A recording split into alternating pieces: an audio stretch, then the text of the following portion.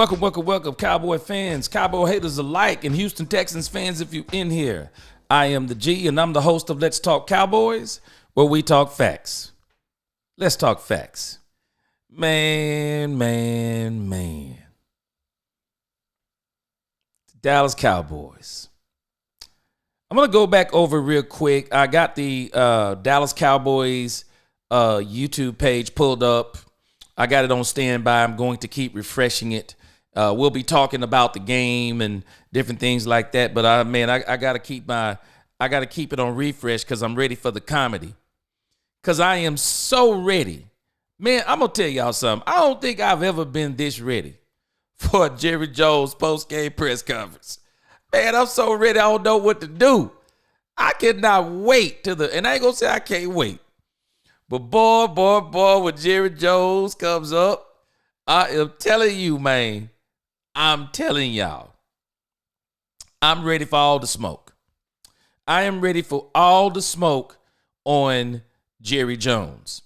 So welcome, everybody. If this is your first time here, please subscribe to the channel. And as we get started, before we really start breaking down the box scores, I want to show you exactly what I said that the Dallas Cowboys needed to do in order to win this game. And it's strange to me that when you think about this, Cowboys did absolutely none of these things.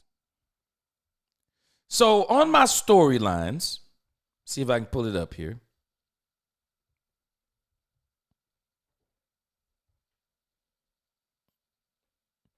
All right, hold on just a sec. Pull this up on my storylines because it's amazing to me how simple I said this would be if the Dallas Cowboys would just do a couple of things. If they would just do a couple of things, the Cowboys would be all right. But not the Cowboys, y'all. Cowboys make the decision that we're going to treat Cooper Rush like he prime Aaron Rodgers, as someone said during our game we watched. That he wanted to treat Cooper Rush like he was prime Aaron Rodgers. So let me go over what I told you.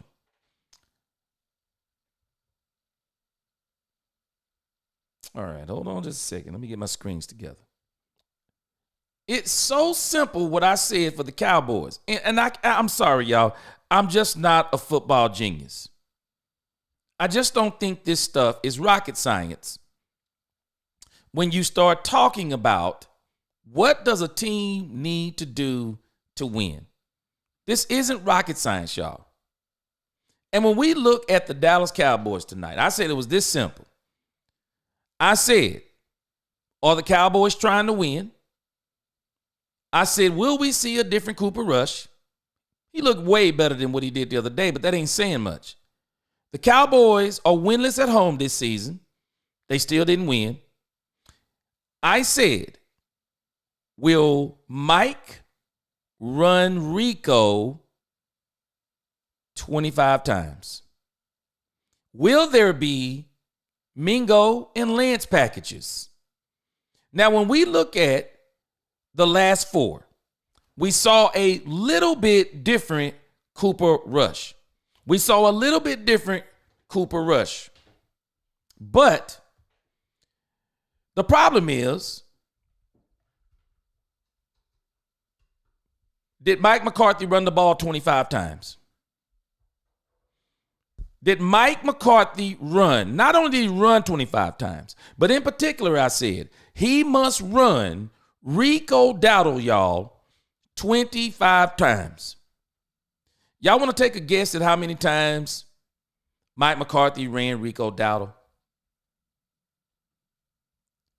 I want you to look at how many times Mike McCarthy ran Rico Dowdle. And we can say if we want to that he was ineffective. That's not the point of running the ball. It's not the point of running the ball. I keep saying it. The point of running the ball is not to have a dominant run game. The point of running the ball is dominating the game. I want you to take a look at how many times Mike McCarthy ran Rico Dowdle. Are you ready to be appalled? He ran Rico Dowdle a whopping 10 times.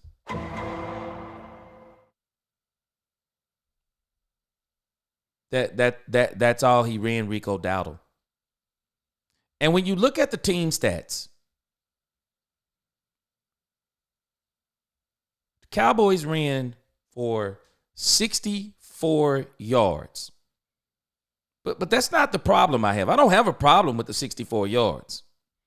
I got a problem with this right here. He ran Rico Dowdle 10 times. He ran Deuce Vaughn 4 times. He ran CeeDee Lamb 1 time, Ezekiel Elliott 1 time, and if we want to count Cooper Rush, let's count him. So that is literally 18 times. You're not beating anybody running the ball 18 times. Especially if your quarterback going to throw it 55 times. Who does he think this man is? Dan Marino? Dan Fouts? Do y'all realize Cooper Rush threw the ball 55 times? This is literal insanity. And we really going to give him 56. We're going to say Mike McCarthy threw it 56 because he did another dumb fake punt.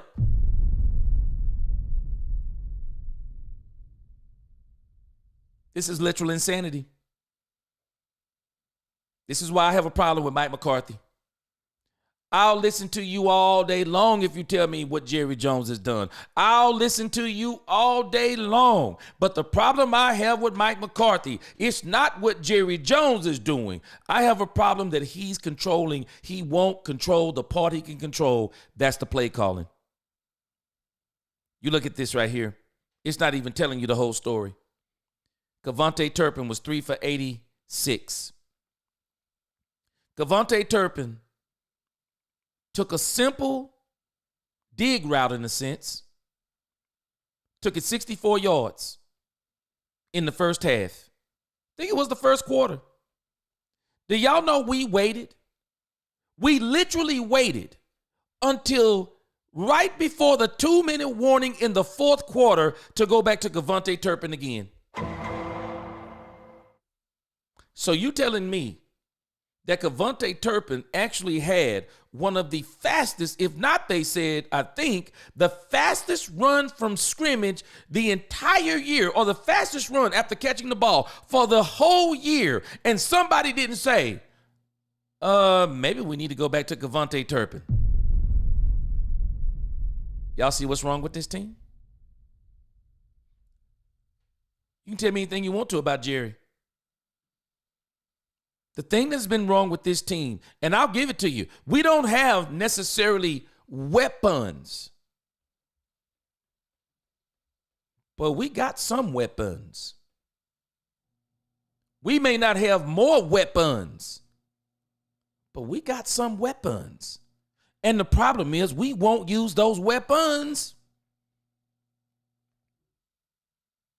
You got to let Rico Dowdle keep running. You have to let him keep running. I don't care if he's not getting the yards. If you look at it, when you got past the second quarter, Joe Mixon didn't have a great night after the first quarter, but guess what they did? They kept running the ball because you need to keep running the ball. And this is what I said. Here are the offensive keys. I said it is simple. Run the ball. Run Rico 25 times minimum. Didn't do it. Go to Lance quickly. Guess what? Didn't do it. Go to Mingo deep and sweeps. Didn't do it. Stop the penalties. Didn't do it. No turnovers. Didn't do it. This is simple stuff. If you can't do the simple stuff, there's no way you can do the complicated stuff. Let's see here. Y'all ready for this part? Y'all ready for this part? Look at this. Mike Zimmer understood the assignment.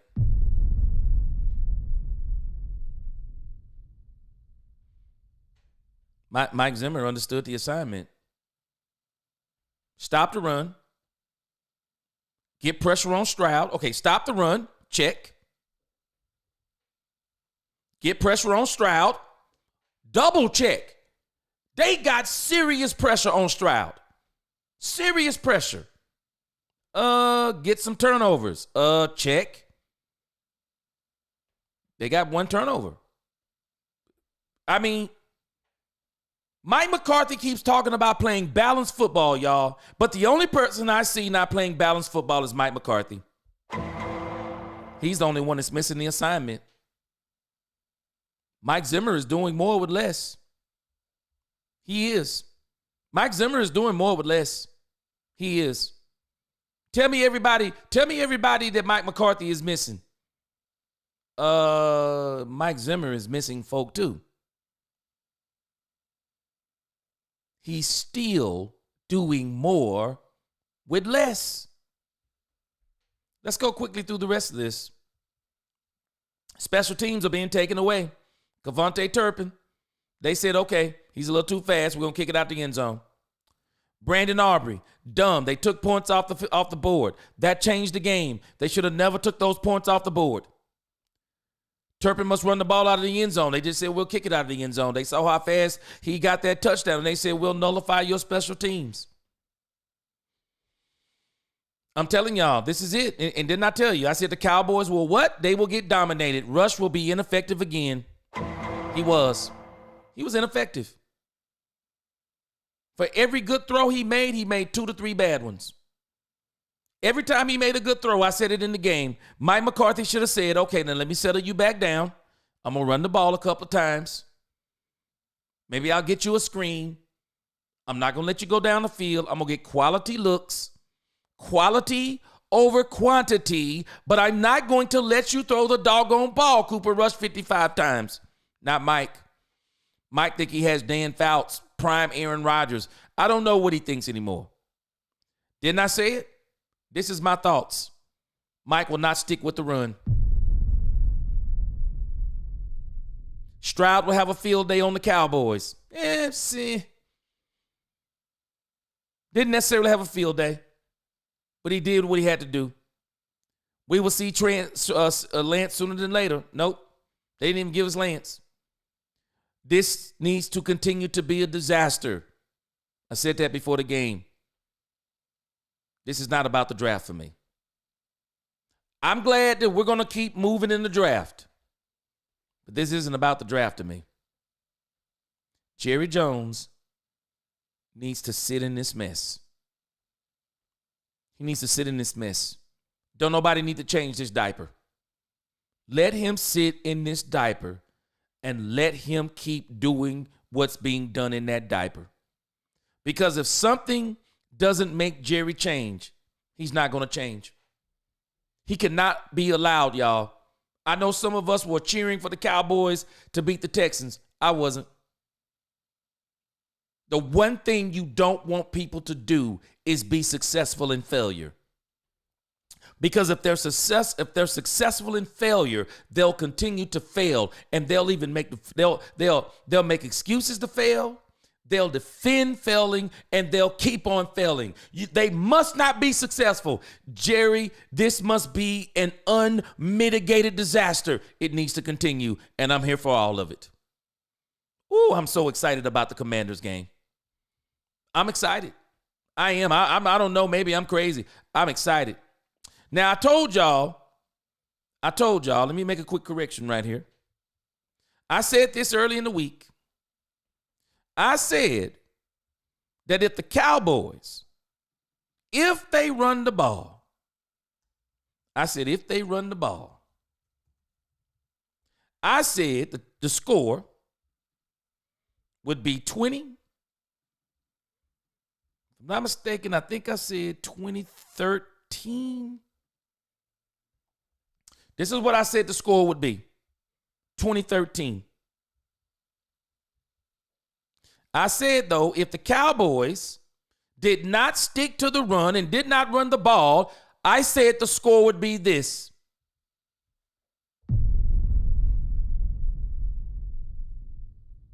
Pretty close, huh? 31-6. 31-6. 34-10. That's pretty much what I figured the game was going to be. Cowboys, I'm telling you. Mike McCarthy, we can say anything we want to do about anybody. No. Jason Garrett is exactly right. It begins with coaching. And it's not just coaching. Look at these championship teams that we're about to be seeing in the playoffs. Because there are these teams right here, they're championship level teams. The Detroit Lions, it begins with the GM. Owner, GM, coach, quarterback, players around the quarterback. That's the Detroit Lions. Owner, GM, coach. Oh, and let me change it. Let me add one thing, an addendum to the Detroit Lions. Offensive coordinator, defensive coordinator. It's all coming top down. You look at the Kansas City Chiefs. Owner, GM, coach, coaches, quarterback, players around him. Even the Kansas City Chiefs, when it got Patrick Mahomes a running game and a defense. You can go down the line on all of these teams that we're going to be talking about in the playoffs. The formula is there, and Jason Garrett gave the formula. Now, I've added a couple of things in there because I believe the GMs are key. The GMs are key. I mean, even when you look at the Houston Texans, they have the same formula. Owner, GM, coach, quarterback, offensive, defensive coordinators, players around him. This is every single team that's truly in the hunt. You can go down the line. They all got this. They all got it in common. We don't have it. But if you ask the Dallas Cowboy fans, and I'm not even going to have the discussion tonight, but if you ask the Dallas Cowboy fans, it's Dak Prescott. It's Dak Prescott. It's Dak Prescott. No, it's not Dak Prescott. When we start talking about championship level teams, it starts at the top. Look at this list. This team right here, formula. This team right here, formula. And these teams right here, they're in there kind of.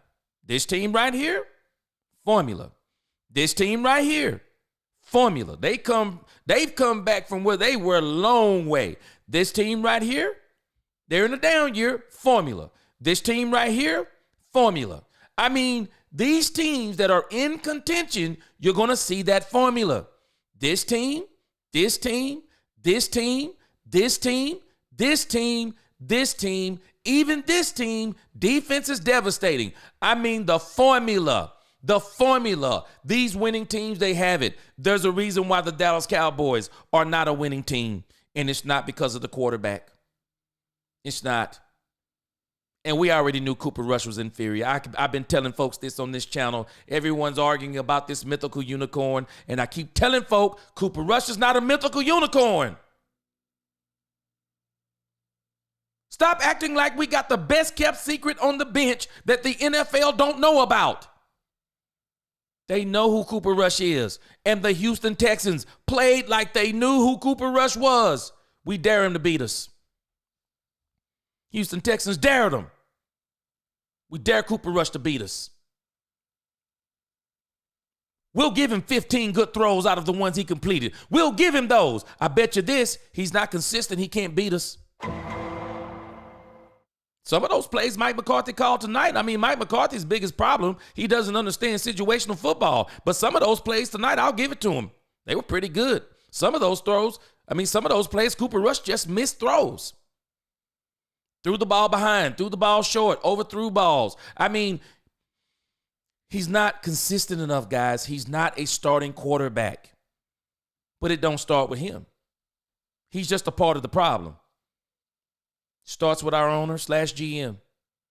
He could be one of the greatest owners in the game. Problem is, because his GM is bad, it takes points away from the owner. Oh, I forgot the owner and the GM are one and the same. One and the same, y'all. That's the problem of the Dallas Cowboys. That is their problem. I'm gonna keep monitoring here. I want to wait because I want to see if we can get a couple of interviews in tonight before we get off of here. But I am telling y'all, the formula for the Dallas Cowboys is broken from the top down. And because it's broken from the top down, the players that they do have that are actually great, they're going to continue to look mediocre until you fix it from the top down. Teams were salivating over Dak Prescott to go to free agency. I don't care what anyone says. You don't get to negotiate that deal unless there's people who want you. There were people who wanted Dak Prescott because there are people who are noticing that I bet you we could win with Dak Prescott. Let us have him. Let us have Dak Prescott. Give us CeeDee Lamb. I bet you we could win with CeeDee Lamb. Heck, I bet you they're telling you give us Michael Parsons and Trayvon Diggs. We can do something with them too. We've got a terrible culture with this team right now. The culture is broken. It's terrible. And I'm afraid right now, this is why I don't want us to win a game. Because you might say, oh, you're going to get used to losing. No, you get tired of losing. Somebody's going to finally say, this is enough of this bull crap. Something's got to change. Something has got to change. Andre, what's going on? Something's got to change. Top down. We can't change the coaching staff unless we make this owner/GM be convinced that him and his team don't know football. We got to find a way to convince them. Because if they're not convinced, we're going to see more of the same. I mean, you look at this box score, guys. This box score is incredible to me. I said this a couple of weeks ago, and I keep saying the same stuff. I'm a broken record at this point in time. The threshold for your quarterback, I'm not talking about every now and then, but consistently, the threshold is 25 to 27 throws. The closer you get, and let's put the threshold at 50.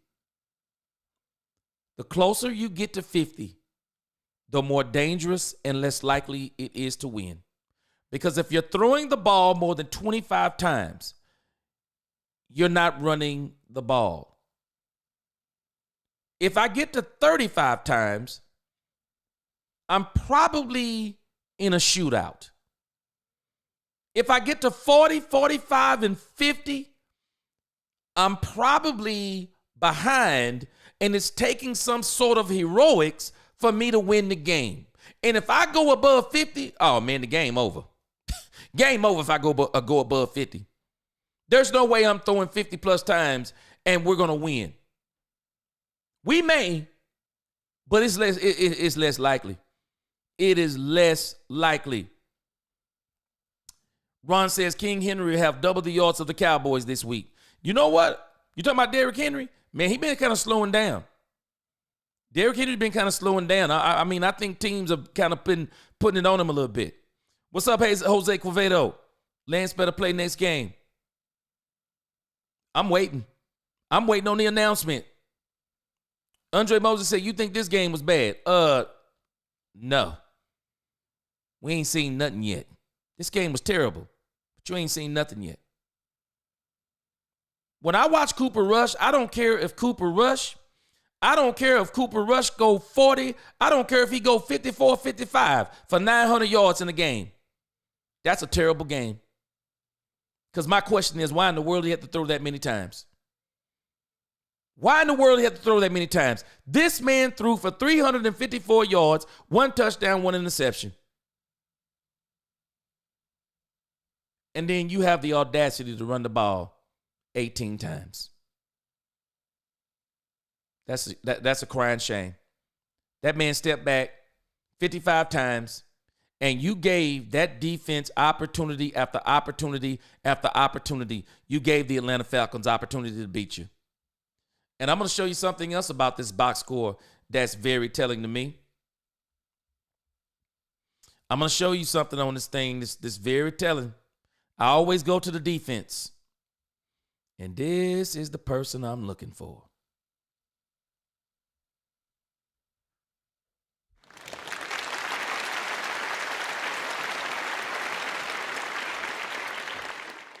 Kudos to Trayvon Diggs, because a cornerback should have tackles. And the Houston Texans absolutely made Trayvon Diggs tackle. You know why they made him tackle? Because I believe the word is out on him that he won't tackle.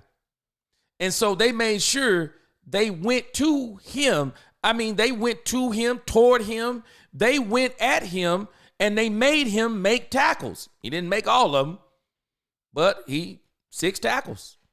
Solos. This is the one. Demarion Overshown had 4 tackles, 1 assist.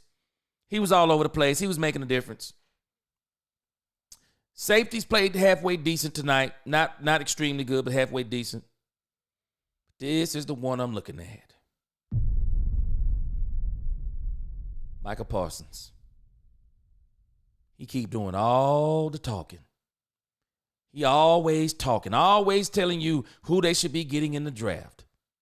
Always talking about the guys he feels sorry for. Oh, I mean, he's always got something to say. Who's the top players? I mean, we've heard him all this year, but I'm telling you, y'all might not realize it, but Micah Parsons is doing absolutely nothing. He's doing absolutely nothing. And it's not because he's sorry, it's because he's out of position. Micah Parsons should be demanding to go back he should be demanding to go to linebacker.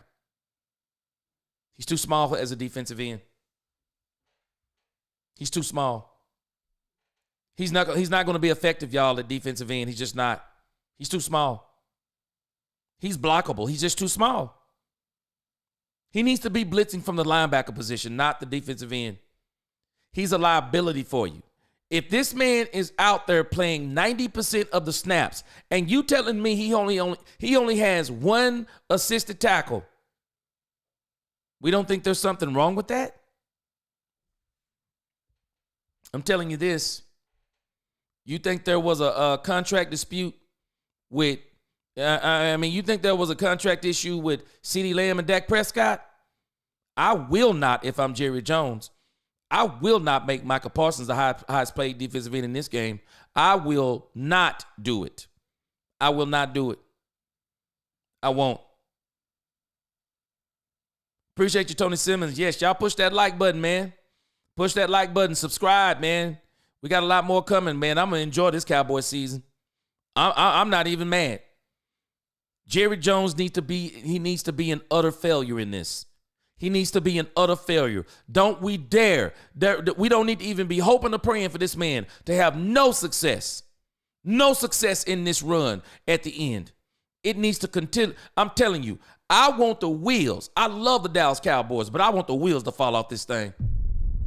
I want the wheels to fall off. I'm still going to be on it when the wheels fall off. I want the wheels to fall off. Because if the wheels don't fall off and the motor don't fall off this thing, Jerry Jones will find an excuse to keep staying on stupid. Now, y'all, we got to get him off stupid. We got to get him off stupid.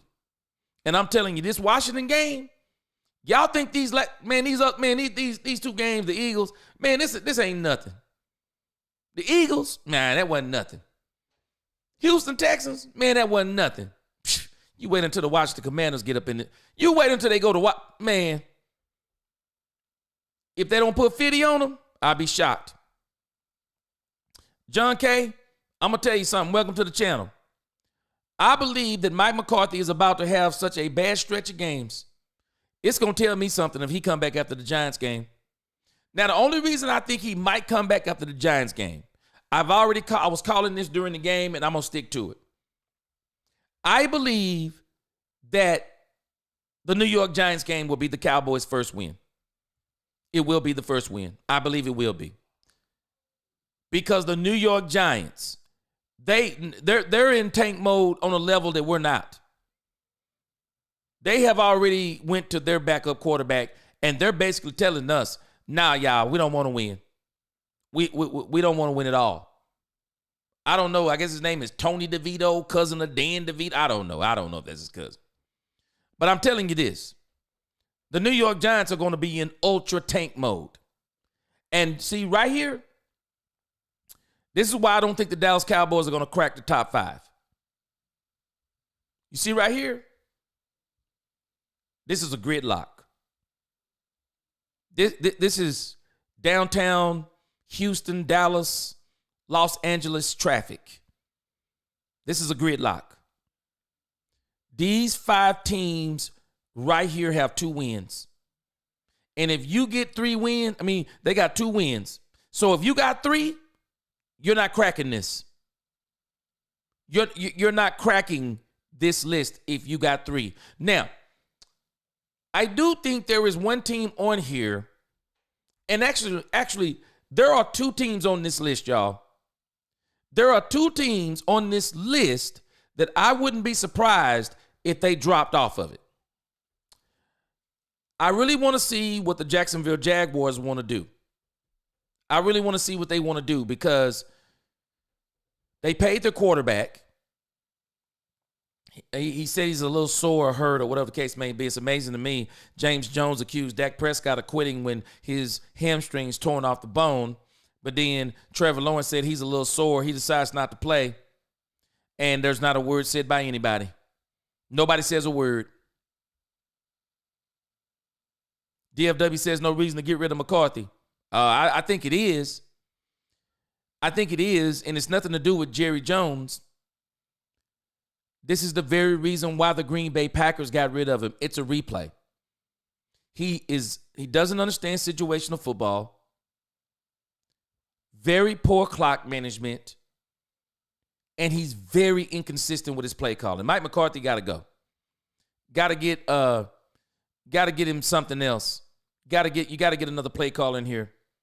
I really want to see what Jacksonville is because they have the number 1 spot wrapped up pretty much. And they won't fall out of the top 3. But I wouldn't be surprised if they decide to start trying to win some games. I don't know. They may win a couple of games. I wouldn't be surprised if the Cleveland Browns with Jameis Winston, they try to win a couple of games. But I think the top 5 is going to be hard to crack. Because Las Vegas, I don't believe they're coming out. I don't believe the Giants are coming out. And I don't believe Tennessee is coming out. And if these 2 teams know what's good for them, they're probably going to do everything they can also not to come out. Because once you fall into the 3-win category, you're pretty much out of the top 5 unless a couple of these teams win 3 games too. And even if they do, you're still probably going to be out because the Dallas Cowboys, y'all, don't be surprised if the Cowboys fall out of the top 10 because I believe they're going to beat the Giants. I believe they're going to beat the Giants. There's no way they can lose to the Giants. There's no way. The Giants are just that bad. And they're trying to be that bad. They're trying to be that bad. Let me get to some of your chats in here. Team is packing it in. McCarthy's a lame duck coach. You know what? I'm going to tell you something. That's one of the worst things to me you could be. Unless they said this is your last year, but we're going to give you all the players you need. I'll take that every single day of the week. If you're going to tell me I'm on the last year of my contract, and we're going to give you all the players you want to prove that you're worth another deal, I'm with that contract. But if you're going to put me on a lame duck deal, let go of all the veterans, let go of all the depth, all the coaches on the 1-year deal, you're going to let the wide receiver stay out to August, sign the quarterback the morning of the first game. If you're going to do all these things and let all of these young players start and be all in on them, well, that's a fool's deal. That's a fool's deal. And I'm pretty sure Mike McCarthy didn't want that, but that's the play. That's what he was given. Now, DFW, you're right, but you're right, but you're wrong. You're saying it wrong. They were broke before the game. They were broke before the Green Bay loss. Green Bay didn't break them. We already knew they were broke. I'm telling you, me and my uncle, we were having this conversation when the Dallas Cowboys came up against the Green Bay Packers. And we both had came to the conclusion, bad matchup. The Green Bay Packers were everything the Cowboys didn't want to see. Not a running game, but a potent and explosive run game. and we had no linebackers. We had safeties playing linebackers. We were already broke, and nobody wanted to admit it. We were already broke. Even offensively. I don't care what anyone says. Y'all might look at this different than me, but I'm going to show you something that bothered me last year. I'm going to show you something that absolutely bothered me last year, and I don't understand why this didn't bother anybody else.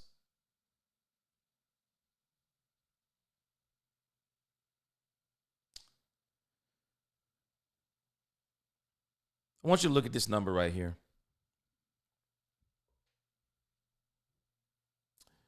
This number right here got CeeDee Lamb the bag. This is CeeDee Lamb's 2023 season. CeeDee Lamb had 135 catches, 1,749 yards, 14 touchdowns in 17 games.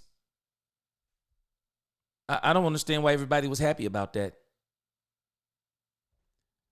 It's that stat right there.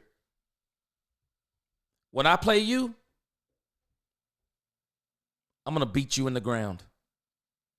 Because I already know on that stat right there, all you have is one wide receiver. I'm going to destroy you. Because that's who I'm going to take away right there. I'm going to take him away. If I'm Mike McCarthy, I come in that game saying, hey, CeeDee Lamb, you got 135 catches for 1,749 yards and 14 touchdowns. I'm going to need you to make a sacrifice today. What do you mean, coach? I need you to be a decoy the entire day because they're going to try to take you away. So I need you to be a decoy the whole day. We're going to send you deep. We're going to send you crossing routes. We're going to send you go routes. We're going to do all kinds of things, CD, because they're going to dedicate 2 or 3 guys to you. And I need everybody else on this team. I need every offensive weapon, every wide receiver and every tight end we have. I need y'all to step up. The Cowboys, DFW, they were broke before that game, and we don't want to admit it. We keep acting like the Cowboys were supposed to run up in there like their boo-boo didn't stink, like they were supposed to run up in there and kick the Green Bay Packers around like the Green Bay Packers were nothing but a pair of shoes from Goodwill. No. The Green Bay Packers were building momentum. The Green Bay Packers were playing pretty good down the stretch. The Green Bay Packers were the worst team the Dallas Cowboys actually could have saw in the first round. They could run the ball and they could stop the run. And we only had one weapon on offense. His name was CeeDee Lamb. We were broke before then. Tony Simmons says every coach that coaches Dallas is a lame duck coach. I'm 1,000% with you. Because Jerry and mainly Steven gives no FS about football. Oh, no Fs about football. Let me play y'all something. Some of y'all were on here when I played this the other day, but I'm going to play it for you again.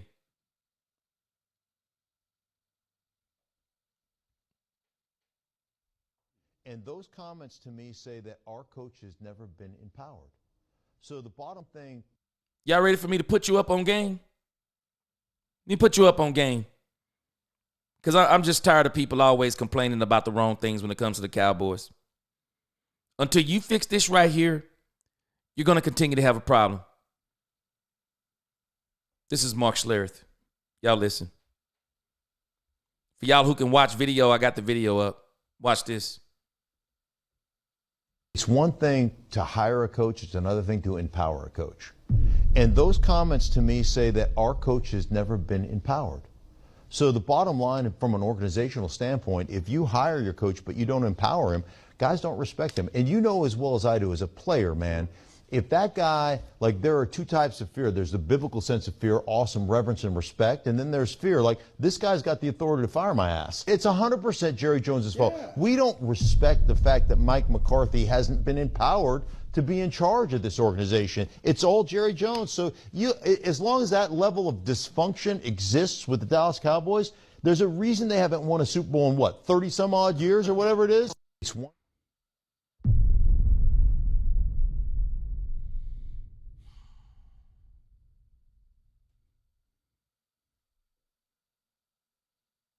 I'll say it again.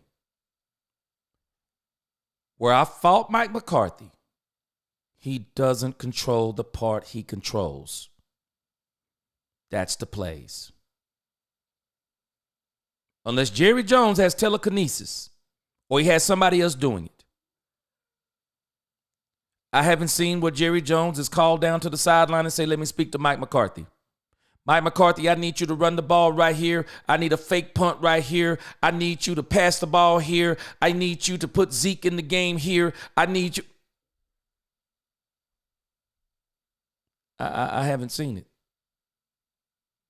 Now, I know Mike McCarthy gives Jerry Jones the game plan. I think that's what they both do, offensive and defensive coordinator. I'm not sure if that's not commonplace where people give the GM. I don't know. I'm pretty sure most teams don't do this. They trust their coaches. But they all go over the game plan together. They share the game plan, if I'm not mistaken, with the Joneses. And no matter what is being said in the meeting, Mike McCarthy still gets the power on the field to make adjustments and say, this isn't going according to planned. So let's make an adjustment and do this. That's where I fault Mike McCarthy. But Tony Simmons,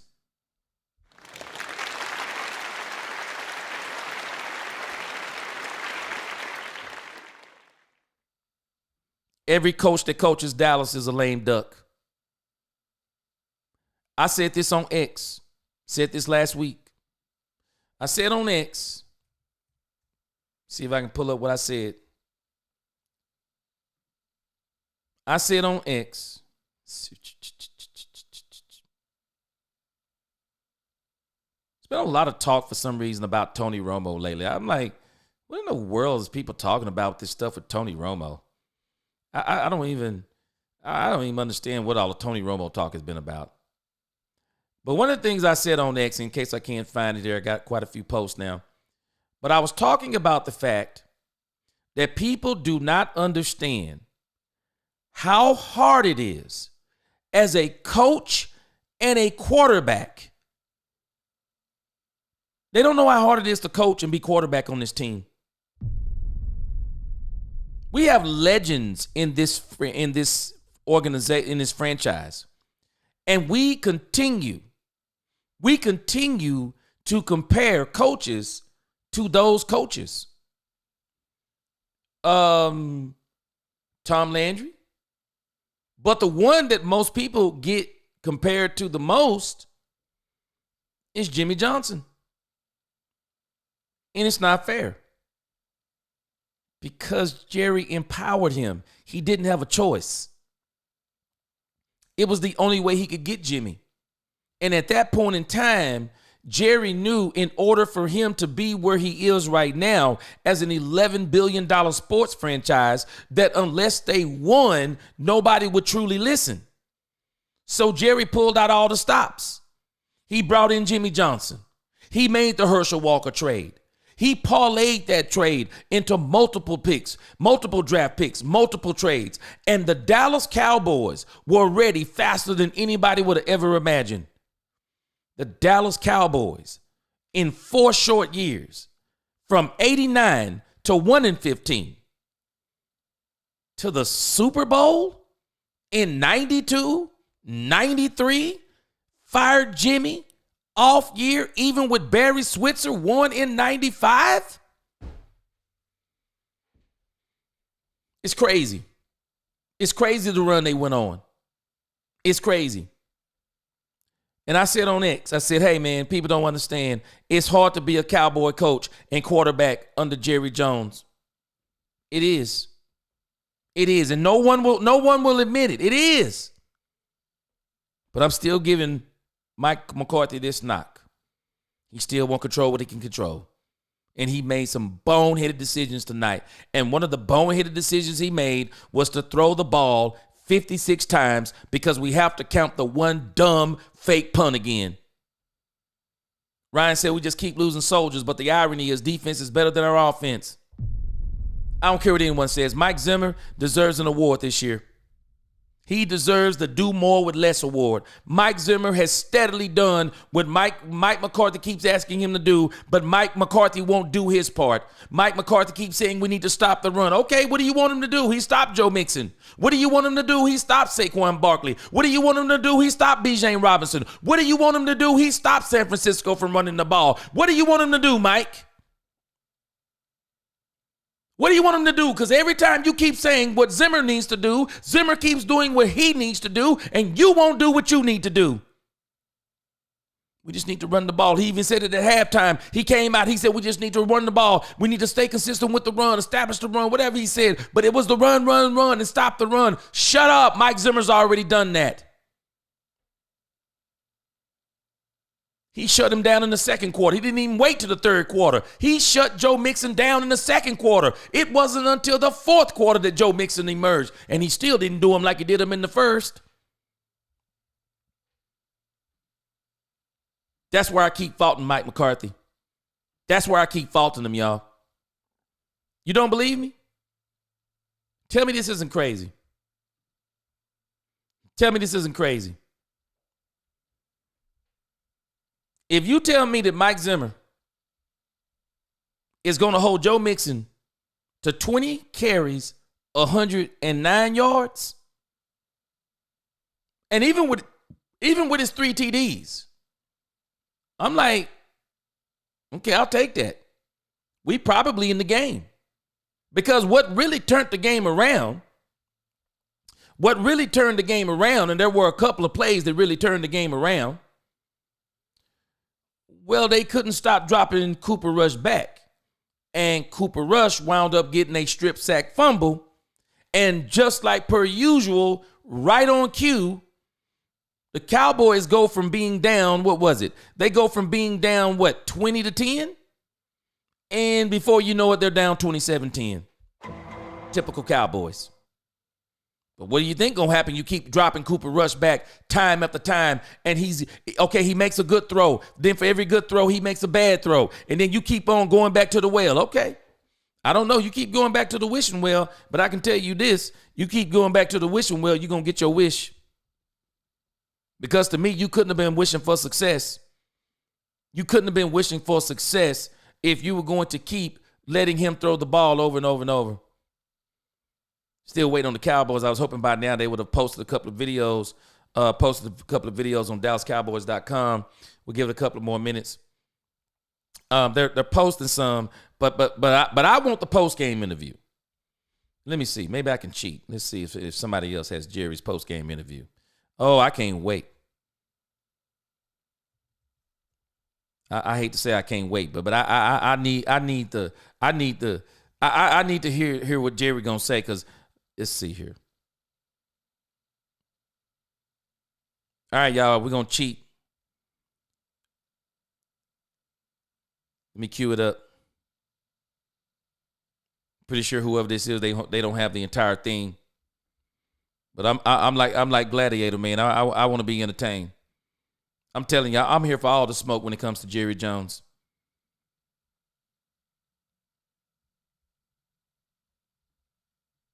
All right, guys. Some people have called him the snake oil salesman. Some people called him the snake oil salesman. If that guy, like, there are two types of fear. There's the hold on a second. Yeah, some people have called him the snake oil salesman. I like to call him what he is. Jerry Jones. Let's roll it. That was a hard one. I thought we could have a better accounting of how we played. We didn't, and we are looking ahead. Now then, we've got a hole, and we all understand it. Regret that again for our fans. Okay, guys. Jerry, what devastates you most about this home losing streak of 6 games? Well, I don't know that there's anything but the obvious, and that is that we just aren't playing very well.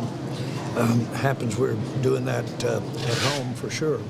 We've had a big run of home games that we haven't done it. So we just aren't playing well, and it's several things out there for all the games, several things. And so,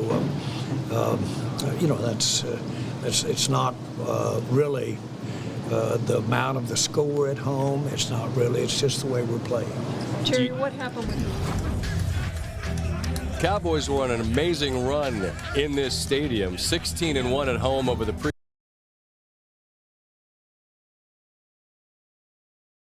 So we got the first word from Jerry Jones. Got the first word. That's not enough for me. I got to hear more. I got to hear more. Some people call him the snake oil salesman. I think it might be better. I think it might be better that we call him the spin doctor, because Jerry be spinning it, man. I mean, Jerry. Back here on Game Day. Jerry could truly play for the Harlem Globetrotters, man. Let me see if he could. Let me see here. Out there tonight did some good things, but they made some real mistakes. So, all of that, San Francisco here. So it's not a know that you got to do better with that. We had know we're getting some guys back, but we lost some more tonight. But other teams lose players. That's part of the NFL, and so I don't want to look to that. I did thought Rush played better tonight. Jerry, what do you make looking out at the crowd tonight and hearing a pretty large Houston contingent? Well, I've always Houston's close to Dallas, and so the fact that we do have a lot of times visiting teams buy tickets that are in our stadium, and so it's not uncommon. We have a lot of San Francisco fans when we play San Francisco here, so it's not uncommon to see our fans sell tickets for particular games. A lot of times that's done way before the season starts. Do you see any areas of improvement over these past 4 or 5 games at home? I thought Rush played a little better tonight, frankly. I know we were trying to get the ball. Let me give Jerry some credit for finally telling the truth. Let me give Jerry some credit, y'all, because Jerry told the truth. He said Cooper Rush did a little bit better. That's all you can say, a little bit. They're trying to make this man into something that he's not. He's not a 55 throw. He's not a 55 throw per game quarterback. That's stupid. I don't care what you have to do. You better manufacture a run game, because that is not Cooper Rush's forte. They better bring out Trey Lance in this next game. It's pure stupid. On the CD, and we did that to some degree. I thought we were in the game. Certainly the fake punt was red again and took a little wind out of us, but we were trying to get wind, and had it worked, then it would have been an inspiration, and we'd had maybe a better drive out of it, but Jerry, at 3-7, do you still have hope that the season could turn around? Well, that's 10 games, and certainly the numbers are coming to us, and certainly we have to be realistic about how we're playing.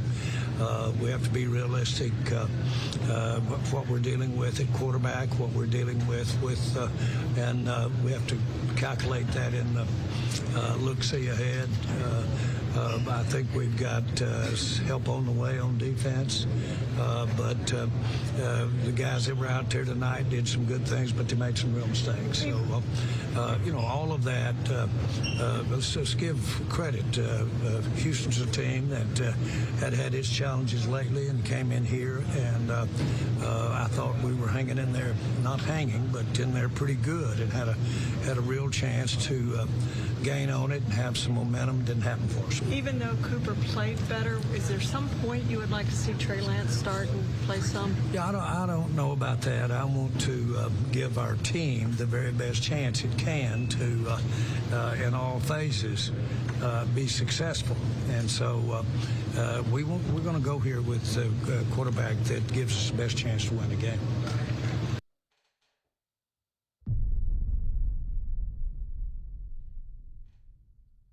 We're gonna hear some more Jerry Jones, but I gotta interject. This man is lying to y'all. This man is lying to us all. You are on crack if you think that Cooper Rush gives this team the best chance to win. Now, I'm going to tell y'all something that y'all might not believe, but the quarterback on this team that actually gives them the best chance to win, it's not even Trey Lance. It's Will Grier. They don't want to see Will Grier out there. Will Grier is the best, and I don't know if I say of the best, but he's a cross between Cooper Rush, I believe he's a better thrower of the ball, and Trey Lance. While he doesn't run better than Trey Lance, he got wheels on him, y'all. He can run. He can scramble. He'll get you some of them yards that Cooper Rush is basically a dead duck back there. Not Will Grier. Will Grier would actually give them the best chance to win. I believe Trey Lance gives them the second best chance to win because Trey Lance will make your running game more potent. I'm telling y'all right now, Trey Lance get in there, that running game becomes effective because he's a part of it. Now the read option makes sense. Now the play action makes sense. Now the read option is scary. Now the play action is, hold on a second. We're going to give him time back to the throw, and then if he doesn't get time to throw, he might get loose. They didn't want. I don't care what they say. They didn't want to see that back there, y'all. They didn't want to see that back there. They didn't. And I'm going to tell you right now, they don't want to see no parts of Will Grier because Will Grier will give them an opportunity to win. He can extend plays. He can. He can. They don't want to do it. And I'll be honest with you, I really think Dak Prescott needs to get involved in the play calling. I think he does. I believe Dak Prescott will call a better game than Mike McCarthy every single game. Jerry Jones is on something, y'all. And I know what he's on. Jerry Jones is on top 10 in the draft dust. That's exactly what he's on. And I'm actually laughing. He's talking about, well, you know, we got to start being, well, be real, Jerry. The season is absolutely over. It's absolutely over. You 10 games in, Doc. You 10 games in. You're not winning 7 in a row, bro. You're not winning 7 in a row. You're right. With the way you're playing, you're not winning 7 in a row. The way you're calling games, you're not winning 7 in a row. But y'all want to know what my biggest problem is? That this man has the unmitigated gall to tell anybody that Trey Lance is not playing. Who are you to be telling folks that? Y'all see the problem with the Dallas Cowboys? Y'all make sure y'all hit that like button, share, subscribe, hit that notification bell. This is exactly what Mark Schlereth is talking about. This man is the GM. He has the unmitigated gall to say who's best for winning on the team, to say who's going to play quarterback. What other team they doing that at? I mean, maybe if you want to have that conversation behind closed doors, that's one thing. But if that would have been me, I'd have said, hey, you know what? I'm the GM. Mike's going to make that decision. Mike's going to make that decision. I'm the wrong person to ask. Don't ask me who's going to be the quarterback this week. That's Mike McCarthy's decision.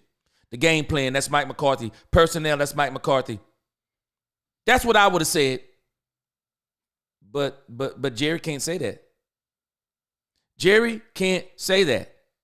Jerry can't say that because Jerry is trying to control things. He's already been in the locker room, and now here he is outside the locker room, and Jerry is out here still trying to sell us a dream. He won't say it's over. Well, I mean, we're going to start facing reality. You're talking about the one that we've already faced? Washington has Dan Quinn. Can't stop the run. Still difference is Philly got Saquon as free agency. Washington drafted a quarterback to make them better. Yeah. And even though Dan Quinn can't stop the run, the problem is he'll never have to worry about that against Mike McCarthy because Mike McCarthy ain't going to stay consistent with the run anyway. So we're just going to run off on him. Dak gets hate for no reason. Wish he was calling the plays instead of McCarthy. Dak called the plays, they'd have to fire Mike McCarthy because they know he's a much better play caller. Watch Dan Quinn expose the Cowboys this week. They'll score over 50 points on us. I'm giving them 50. If they don't get 50, I'll be shocked. But I'm telling you, Dan Quinn, when he get that gas, when he put that foot to that gas, he's not going to let off. Gabe says Trevor Lawrence is a bust. His numbers are the same as Daniel Jones. They're going to keep hoping against hope, though. And they're going to try to give Trevor Lawrence every opportunity to win. What's going on, Cowboys politics? I think that Mike McCarthy is calling the games to get fired. Man, I'm telling you, it seems like he's doing something because that don't make sense. Jose, let's add on to let's add to what politics just said. To let Cooper Rush throw the ball 40 times when this game is within reach is an interesting strategy. Yeah, dumb. I'm ordering brown bags for everyone. What size y'all want? No bag for me. Nah, I want them to see me smiling, bro. Nah, no bag for me. I'm here for all the smoke. Jerry need to get all the smoke, y'all. Timothy B, welcome to the channel. I'm telling y'all this. I'm actually not going to be surprised if Mike McCarthy resigns after that Giants game. Because if he lose that one, which I don't think he is, he's not going to lose that one. I think he'll lose everyone after that one. The Carolina Panther game, I think the Carolina Panthers, I don't know, though. Bryce Young, they might try to win. Freddie says, I have a weird feeling that Jerry or Steven will clean house coaching-wise as soon as the season ends and interview Al Harris. Al Harris, I believe, is going to be the defensive coordinator. I do think they ought to keep Mike Zimmer in some form, in some consultation form.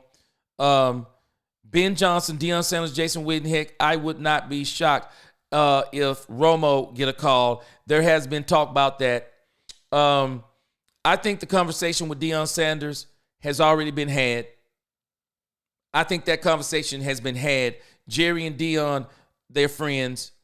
There's no rules when it comes to a Deion Sanders. There may be rules when it comes to these other guys. There are really no rules when it comes to Deion Sanders. I don't even know if there are rules compared with, you're talking about Jason Witten. I mean, they're not even playoff contention. I mean, Jerry can pretty much talk to who he wants to.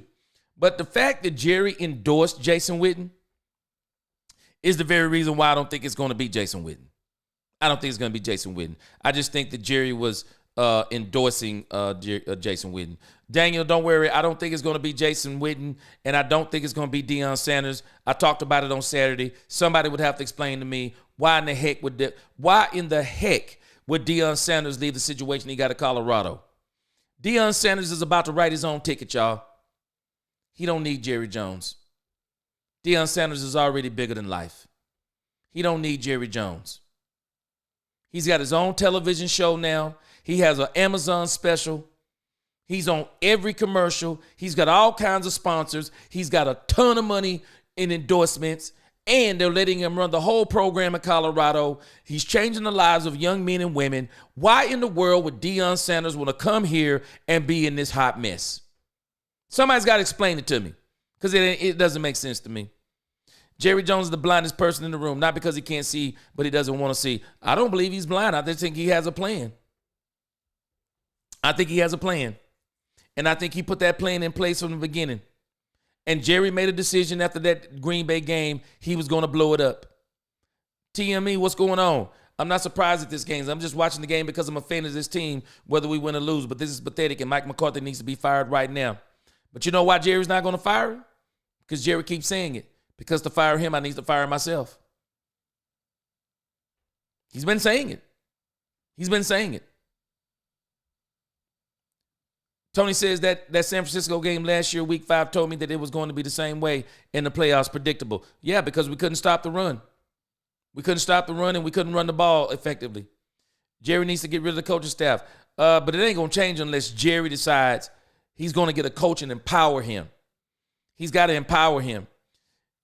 Daniel, he said, you'll be right in front of your TV as soon as the boys start with it, just like the other fair weather flip-flopping jumping fans do. Hey, man, I'm here for all of it. I'm telling y'all, I'm here for all of it. Because Jerry needs to fail in this run. McCarthy is terrible at play calling, terrible, but the Cowboys will remain cursed until the Jones boys are kicked out of the GM role. They got to kick themselves out, and I don't think they're going to do it. I don't think they're going to kick themselves out. Mike McCarthy should never have another coaching job in the sport of football again. You know what? I'll be honest with you, Jose. I don't see how anybody – now, I understand why Jerry hired him because he thought, okay, he kind of weighed out the okay, he's got a Super Bowl, amassed a lot of wins with Aaron Rodgers. People say he's a quarterback whisperer, blah, blah, blah, all of those different things. And Jerry thought he could probably squeeze one out of him. But now that we're watching, it's not the Jerry Jones stuff. It's the part for me that he has control of, the play calling. And the same thing they were saying about him in Green Bay when they fired him, and they were not meddling in his business in Green Bay, is the same thing that I'm seeing with him in Dallas. And so that's the problem that I have with Mike McCarthy. That's the problem. We had McCarthy. Yep, we had Garrett and McCarthy. I really wish they would go out and get Dak Prescott a show enough coach. I really do. I don't think they're going to be able to hire Bill Belichick. I think there's going to be too many stipulations that Bill will want. But if he will hire Bill Belichick, I hope. I don't think I would want him to turn personnel over to Bill. Bill is weird with personnel. But I would like to let him really try to change the culture in the clubhouse and on the field. Tony said they wishing that Tony Romo was still our quarterback instead of Jack. But when Tony was the quarterback, they wish he was gone too. Tony Simmons, a lot of folk don't remember, but I do. I remember when they called him Tony Oh No. They called him Tony Oh No. Daniel said he's in on Bill Belichick for 2025. I think he could change the culture. Just don't let him do the personnel. Because Bill didn't win nothing before Tom Brady hasn't won anything after him. So I'm not doing it. I already said it, Daniel. I believe that's if Deion goes to the pros, I believe that it is going to be the Raiders because they're going to hand the franchise over to him. Yep, Quentin, I'm telling you, it's got to start at the top. They're going to have to do something about, Jerry's going to have to turn it over to somebody. The season going so south, but the replacement from the I see you there, Manuel. I see you there. Bottom line, Jerry's got to get rid of Jimmy. Jerry got rid of Jimmy because he got all the credit for winning those Super Bowls. You know why? Because Jimmy is bigger than life too. The Migos couldn't fit in the building. And Jerry doesn't understand. Jerry does get some credit. Jerry was in on those trades. Jerry was in on some of that stuff. It was reported he was in on it. But Jimmy does get the bulk of the credit. And I mean the bulk. The bulk of the credit. Man, he goes, pride comes before the fall. We're finally watching the fall of the House Usher, y'all. I'm glad. We're finally seeing it. Let's hear some more of this Jerry Jones deal and let him continue to sell us some snake oil, y'all. Thank you, guys. You just don't think that's rush right now? Just got off the field, but we'll make that decision. Got to make it real quick, though, this week. What did you think about taking those points off the board at that point? Well, I asked her after we missed the field goal to come back. I wish we'd kept them up there. I wish we hadn't have gotten the break that we got, but I think everybody did. But for Sham to take a field goal that impactful and or that good length and all included with it, but we did. We were trying to score 7 or 8, and so we took them on. And then what about later on in that drive on the 4th and 2 to go for it there on that rollout with Rush? What did you think of that? Well, again, at the time, I'm sure they're going to go into why we thought that play was the best play at the time. And we all knew what that touchdown meant to us, and I don't sit here second guess that. We'll take a look at it tomorrow and look into those kinds of things. But the noteworthy is to be trying to gain momentum with some of our fake punt stuff, and then when it backfires on you lose a little momentum too. And I think that's what happens. But that's what happens when you try to take those kinds of risks. Did you feel like that was too desperate? Excuse me? Do you feel like that fake punt was too desperate at that time? I don't know, but when you don't do it, it feels desperate. But I don't know that too. We were close enough there, but we were also close enough to keep it close.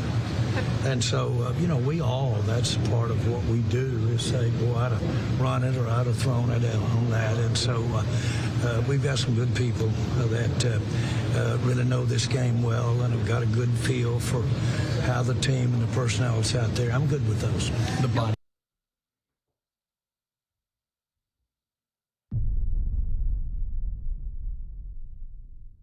Y'all hear Jerry again? Jerry's talking out of both sides of his neck. But he's in agreement. I said it during the game. Anybody who was with me watching the game, I said it during the game.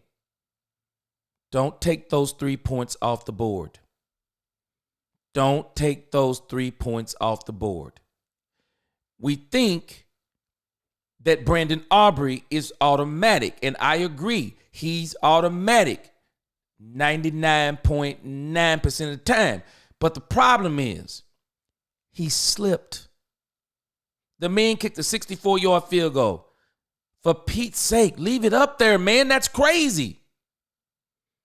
Not us. We took 3 points off the board because we say, oh, we're closer now. We're definitely going to get in the end zone. Really? Wound up turning that into 0 points. Absolutely stupid. And Jerry knows it. He knows it. You heard what he said? I would have preferred to keep those points on the board. Duh. Most people would have.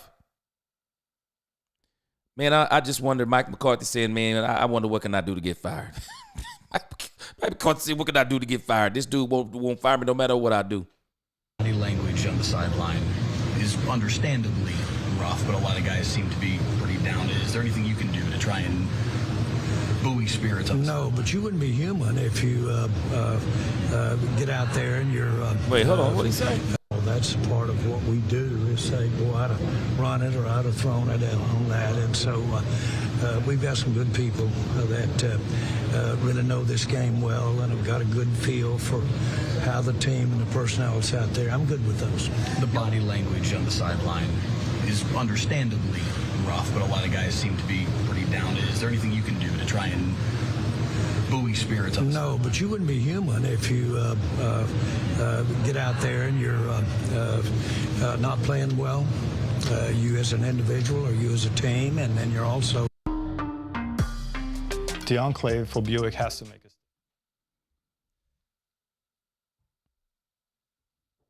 Now, Dan, you have to understand what I'm saying. You gotta understand. Let me highlight your comment. You said Will Grier gives us a chance to win. What? Now, I don't know if you saw Will Grier's last game with the Cowboys.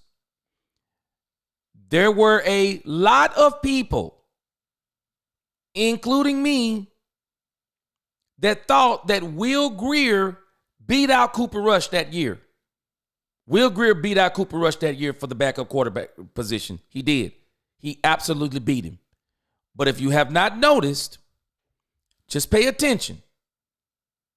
Jerry Jones has an affinity for Cooper Rush. And you mentioned it. I saw one of your earlier comments, but I didn't read it.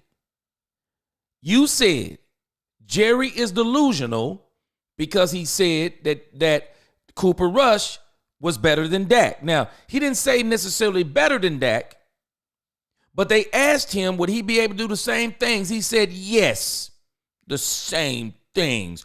very similar. We're better to use the whole repertoire. He got some unique things. I can just remember all the stuff he was saying.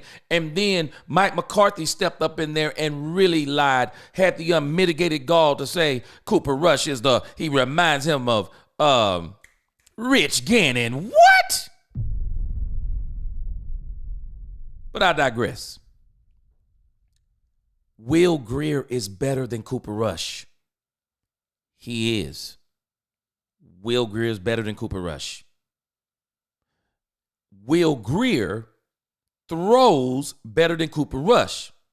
Doesn't run as good as Trey Lance, but he's a better quarterback between the ears than Trey Lance. Will Grier, for me, would be the best of both worlds. But when I say he gives them the best chance of win, you also have to put that in the context of they have no chance to win. You see where I'm coming from? They have no chance to win. It's over. So keep in mind when I say the best chance in a no chance situation. But I think Will Grier is better than Cooper Rush. I think he would look better than Cooper Rush. That don't mean he would win the game. That don't mean he would win the game. And see, you said he can't be protected. He can run. Will Grier can run. He's not Cooper Rush. He can run. He ain't Trey Lance either. But he would be able to get out of situations to where Cooper Rush. The biggest problem the Cowboys are having with Cooper Rush right now, he's a sitting duck. Anybody notice? Once the pocket breaks down, he done. He just sits back there and say, "Okay, sack me." That's all he does. There's nothing he can do. Will Grier is gonna get out of that pocket. I'm telling you, go back and watch Will Grier. You're not gonna see Will Grier though. I promise you. You will not see Will Grier. Because the Cowboys are not trying to win and they don't want a chance at winning. And that's why you're still hearing him talk about we're going to stay with who gets the best chance to win. So wait a minute. You're talking out of both sides of your neck again. You're 3-7. You know you're not going to go on a 7-game win streak. So the best chance of winning what? What are we talking about? The best chance of winning what? A game? 2 games? 3 games? You're not winning 3 games. There's only 2 games on this schedule I believe they can win because both of those teams are going to throw those games. The Giants are going to throw the game. I'm kind of, I don't know. Bryce Young been trying to do a little something. Those are the only 2 teams I could even see. The rest of them, it's a wrap. They're not beating the Commanders. They're not beating the Eagles. They're not beating the Bengals. I mean, it's a literal wrap for the Cowboys. They're not going to beat the Commanders twice. They're not going to beat the Eagles. They're not going to beat the Bengals. I mean, the Giants and the Panthers are the chance. And if I'm not mistaken, maybe the Buccaneers are on there? Not beating the Buccaneers. The defense is way too good. So when Jerry says the best chance to win, when I say the best chance to win, I'm talking about no chance. But I'm talking about the best chance to win as in look better, who knows anything could happen win. But what is Jerry talking about? You're talking out of both sides of your neck. Why would you stay with Cooper Rush? He's giving you the best chance of winning what? A game? 2 games? It doesn't make sense. Jerry's talking crazy. Chris, what you say? We believe in our practice squad, guys. Well, let's listen to some more of the interview. I haven't heard Jerry say yet. We believe in our guys. Keith Rivera said, these are my new coaches. Stevie Wonder, number 1 for head coach. Defense coordinator Ray Charles. Special teams coordinator Davis Jr. Defensive line coach Red Fox because this team sucks. Man, I'm telling you, the comedy won't stop with him. Jerry needs to slap himself. Man, Jerry can sleep, though, because he's sleeping on top of $11 million. It's tanking season. Yeah, D-Rail, we got to go ahead and be real with ourselves, man. It's time to put that draft board up. And I think that was Ed Water. I think that was Ed Water that asked, what could they do to motivate this team? Nothing.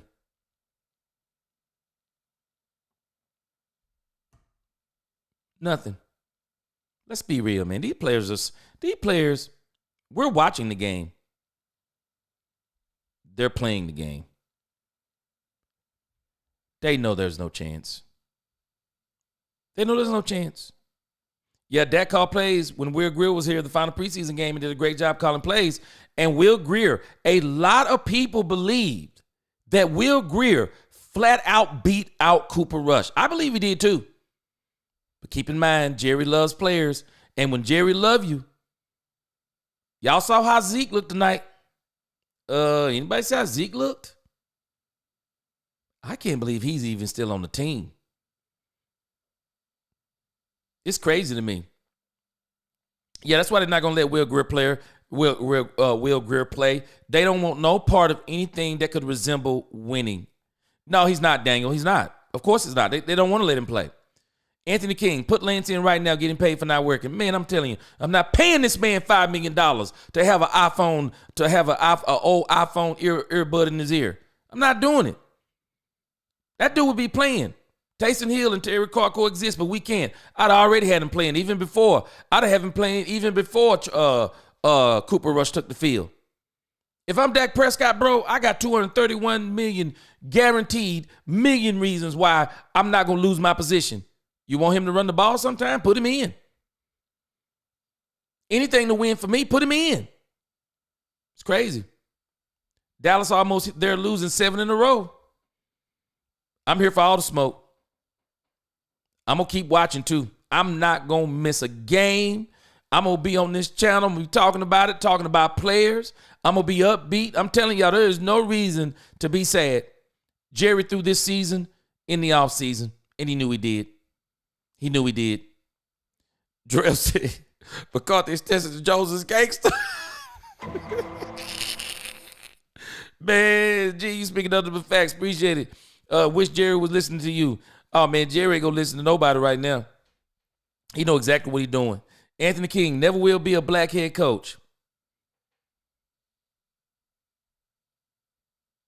Let's keep living.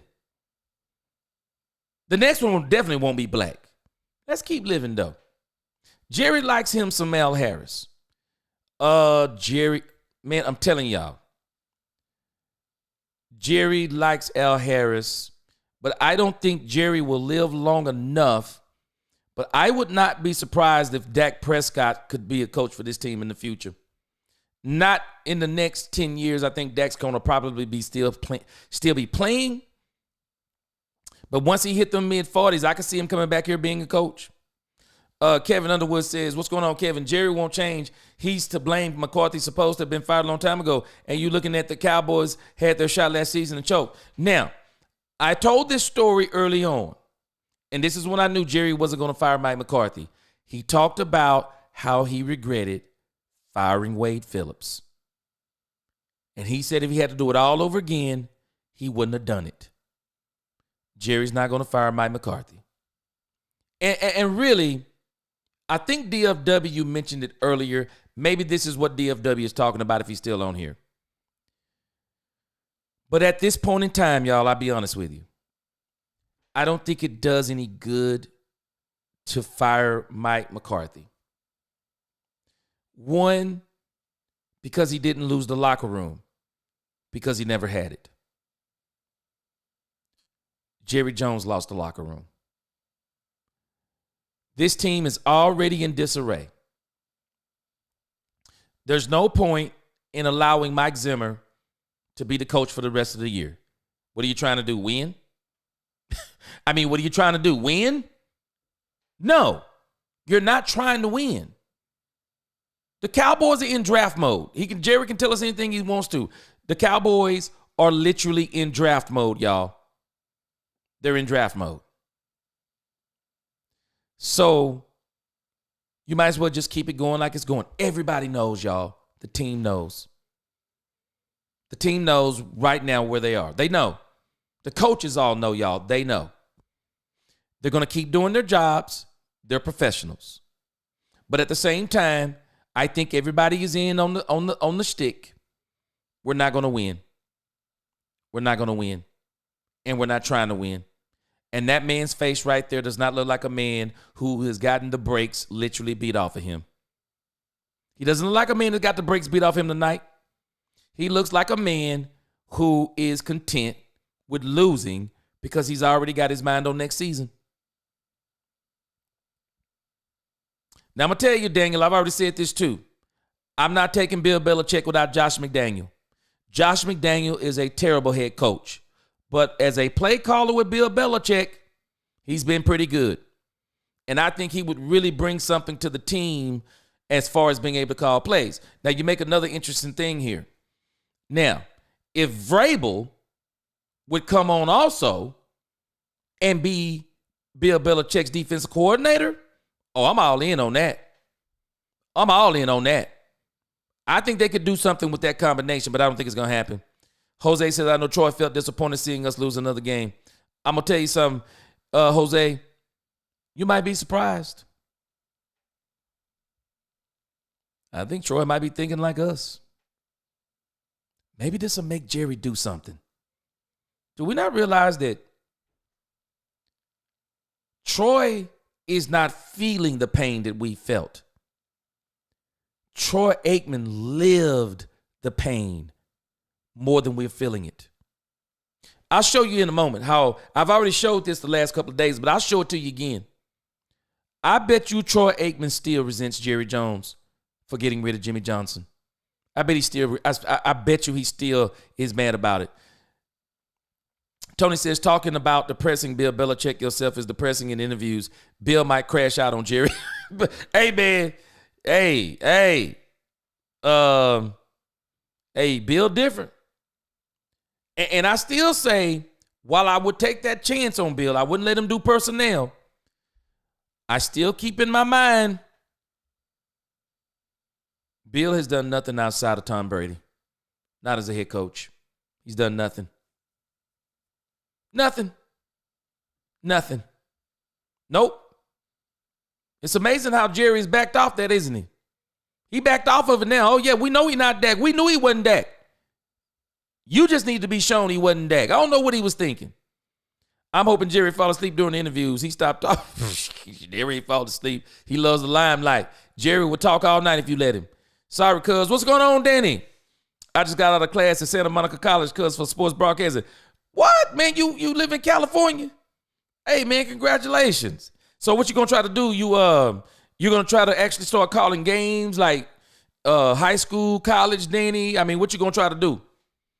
I mean, with that degree, man, you better be starting you like a YouTube page and start killing it. Is Tyson in the ring interview style? Johnny says, we don't need to win another game this year. Keep tanking for a top-notch player in the draft. This is chess, not checkers. I'm telling you, Johnny, I want them to be at the top of the draft because I think if you get in the 7 or 8, there's no way you can lose with those players. They need players they can't lose with. They can't. Jerry loves redheads over brunettes. Stop it. Stop it. You're right about that season when Greer had that game against the Raiders in that preseason game. I just don't know if Greer can be protected. Well, he won't be, but he can run. And that's what I like about Will Greer. He got wheels on him. Will Greer was a starter on a bad team. I think it wound up going to I think he parlayed that into a job with the Patriots. I think that's what he parlayed that into. Cooper Rush should have stayed gone. Well, who was going to take him? He hit the open market. Nobody wanted him. Nobody wanted him on the open market. Nobody wanted him. Yep, Jerry and Mike cut Cooper Rush and Will Greer. Dak was the only quarterback on the roster for the first few weeks. And I'm going to tell you something. I think Mike McCarthy wanted Will Greer. I think he wanted Will Greer. And Jerry, again, he went with Cooper Rush. They have played better the last 2 games. And that's why I say we're going to see what mode Carolina. That's why kind of like Carolina. They might beat the Cowboys with the way Bryce kind of been playing. But I think that the Cowboys just need to go ahead and lose the rest of these games. Let these young guys play. Let these young guys play. The only guy I'm probably let play and I may even sit him a couple of games. Only guy I'm letting play is Zach Martin, just out of respect. I'll ask Zach Martin if he want to play.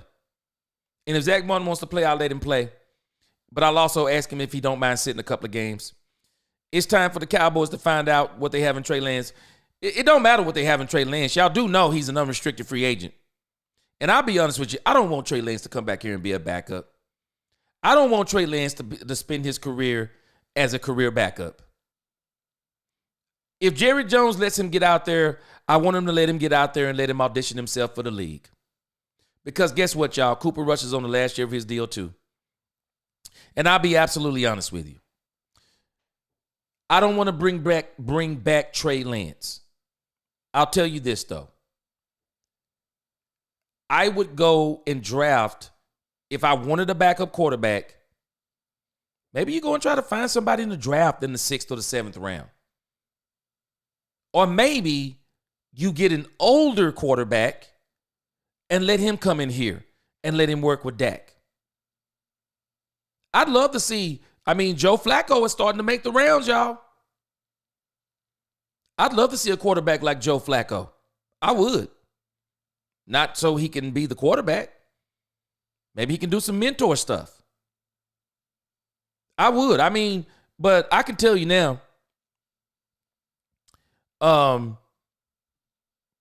Cooper Rush will probably be back because I don't think nobody else is going to want him. I don't think anybody's going to want Cooper Rush. But he'll be back. So I think he'll be back next year. That's it, Jerry Jones. He was Joe Biden. Okay, let's hear the rest of Jerry Jones. Let's see how much he got left. And I think it's real rare when somebody looks like they've just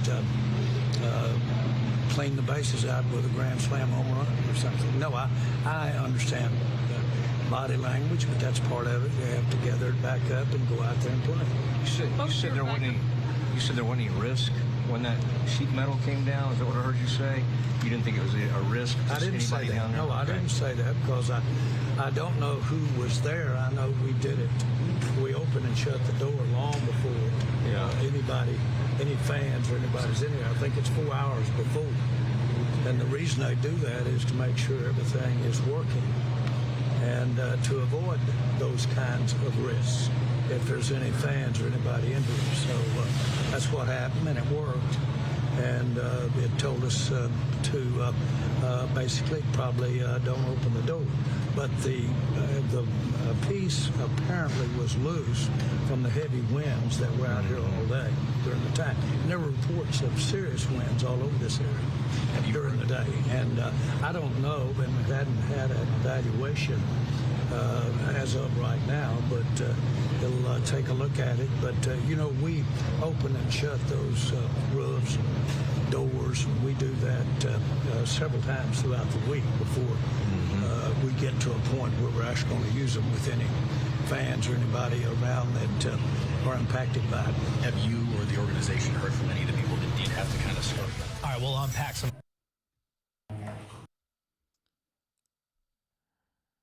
So Jerry Jones, I'm gonna probably do some. I know I'm gonna do some videos on that tomorrow. More on Jerry Jones. Tony Simmons, you had a couple interesting comments here. How much confidence they had in Dak at Gabe Guerra. Cooper Rush is cheap, and they love it. Wait a minute, it's the other statement. Let me see here. The run game and scheme is so garbage. Even Rico can't succeed in this offense. And this is the thing I was saying during the game. If you notice how Mike McCarthy runs the ball, Mike McCarthy's run game is like it's a run game. It's like I don't like to run the ball. That's how his run game is designed. His run game isn't designed to be successful. It's very vanilla. A gap, B gap. What is he doing? His running back, Rico Dowdle in particular, he seems to be more of a sweep, quick pitch running back to me. You let him pick and choose, but even Deuce Vaughn, Deuce Vaughn is not a between the tackles runner. That is crazy to me. You literally don't know your own personnel. Deuce Vaughn, to me, and let me preface this, he's not too small. He's not what you call small. I think he's too short in stature to be between the tackles. He's quick and shifty. You got to get him outside. You got to get him outside the numbers. You also let him do the sweeps and cut it up. And I don't understand why they're not doing that. Their run game, they run right into the teeth of the defense. And that makes no sense to me. Why do they run into the teeth of the defense? It's crazy. It's crazy to me. And I'll never understand why they're doing that. I'll never understand why they're doing that. And that's, to me, is why their run game, it's so ineffective. Clay Baines said something too. Welcome, Clay. He says when Jerry Jones did not sign anybody in the offseason, he was in draft mode since April. That's exactly, I agree. I think Jerry was already there, y'all. I think Jerry has been there. I think he's been there. And everything to Jerry, that's why I keep saying, everything with Jerry is going according to plans.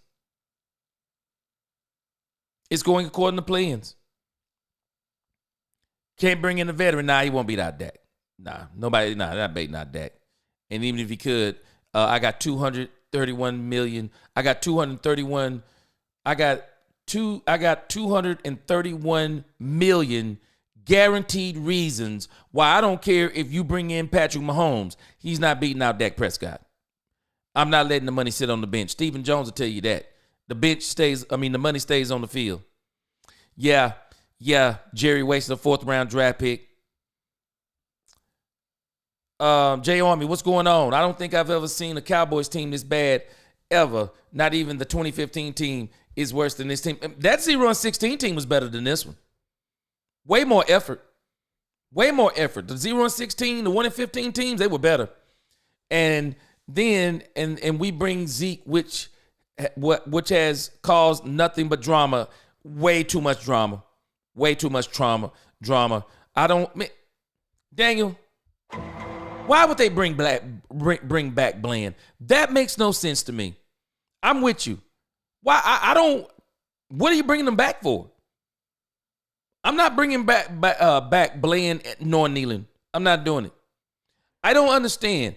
Jerry is talking crazy to me. Jerry keeps saying help is on the way. Reinforcements. Okay, for what again?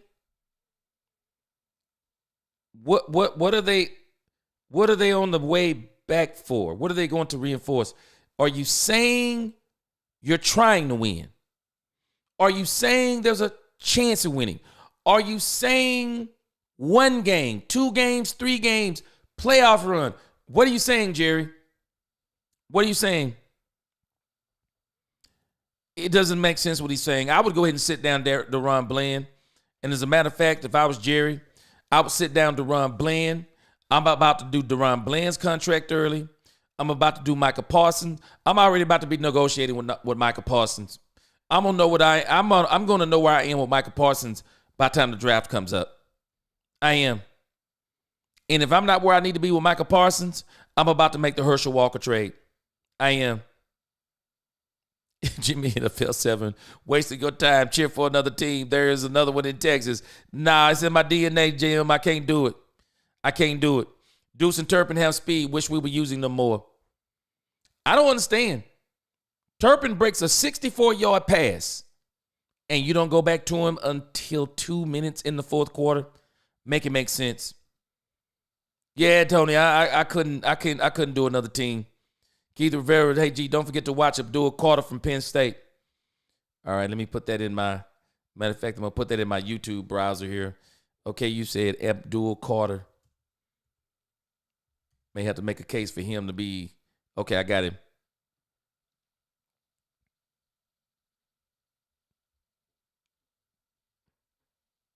Okay, now he's a linebacker. Okay, he's a linebacker. Okay, I got you. All right, I'll check his tape out. I'll check his tape out tonight. I'm a night owl, so I'll be up even after this. Jerry Jones is a complete narcissist. I've had it. He is a complete narcissist, Robert. I'll give it to you. Welcome to the channel. Yes, complete narcissist. All of y'all in here, please make sure you like the channel. Hit that like button. Subscribe if you haven't already. We got a whole lot of Cowboy content coming up for the year. I'm not giving up on the Cowboys. I do know we're not going to win, but I'm not giving up on the Cowboys because I'm here for all the drama. Jerry needs to fail in this experiment. He needs to fail. The problem is Jerry thinks the fans are stupid and everyone is waking up out of the spell, and he can't handle that. Yes, and he's got to get all the smoke. He loves the media stuff, but where he got to get it from is the fans. Yeah, Carter is a monster. Okay, I'm going to check him out for sure. Dak is the quarterback of the Dallas Cowboys, whether the 15-25% toxic fans base like it or not. And yes, Jerry's been all in for the 2025 draft since the offseason, and that's all he was doing. When Jerry said he was all in, and when I heard that interview with Dak Prescott, and Dak Prescott says, I don't know what he means, but then proceeds to tell us exactly what he meant. I mean, come on, man. He sat down and told Dak. He sat down and told Dak, he said, hey, Dak, I'm going to throw this season, but I'm going to put players around you next season. I'm telling you. I guarantee you that's what he did. Thank you for doing these live shows. Oh, appreciate you. Appreciate you, Jose. Yeah, we're gonna keep it going all the way live, man. So much stuff to talk about with the Cowboys. And it's for much as many of us, I know we're not really, I know a lot of us are down right now. But I think that we also have a lot to look forward to. And what I mean by that is we get to look forward to 2025 because I truly believe the Dallas Cowboys, I believe they're going to surprise us because I don't think there's no way they bring in a good coach unless they do some things they haven't done before, because nobody is going to come here if Jerry don't make a change. And I still say, I'm telling y'all, I'm not counting Mike McCarthy out the building until Mike McCarthy is out the building. I am not going to do it. I'm not going to do it because Jerry seems to like Mike McCarthy to me. He does. He seems to like Mike McCarthy.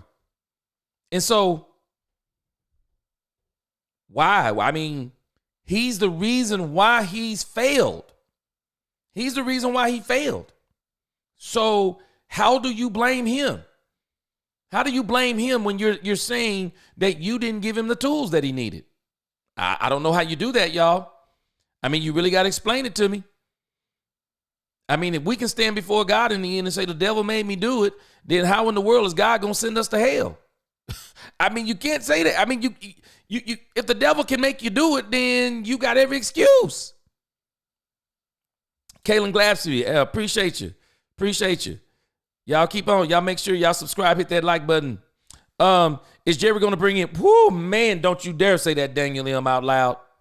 Don't you dare say that out loud. Boy, anybody see T. Higgins?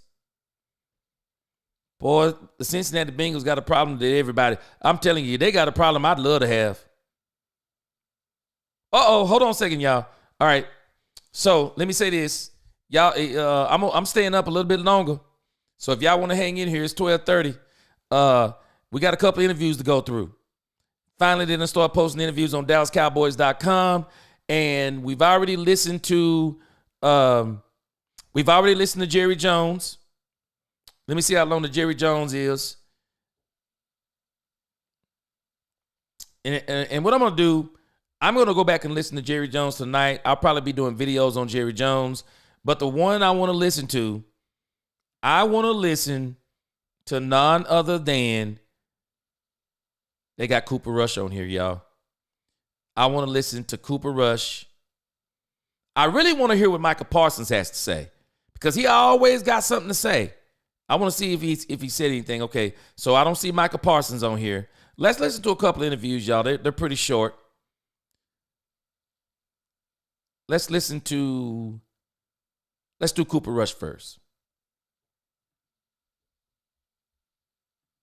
Yeah, let's do Cooper Rush.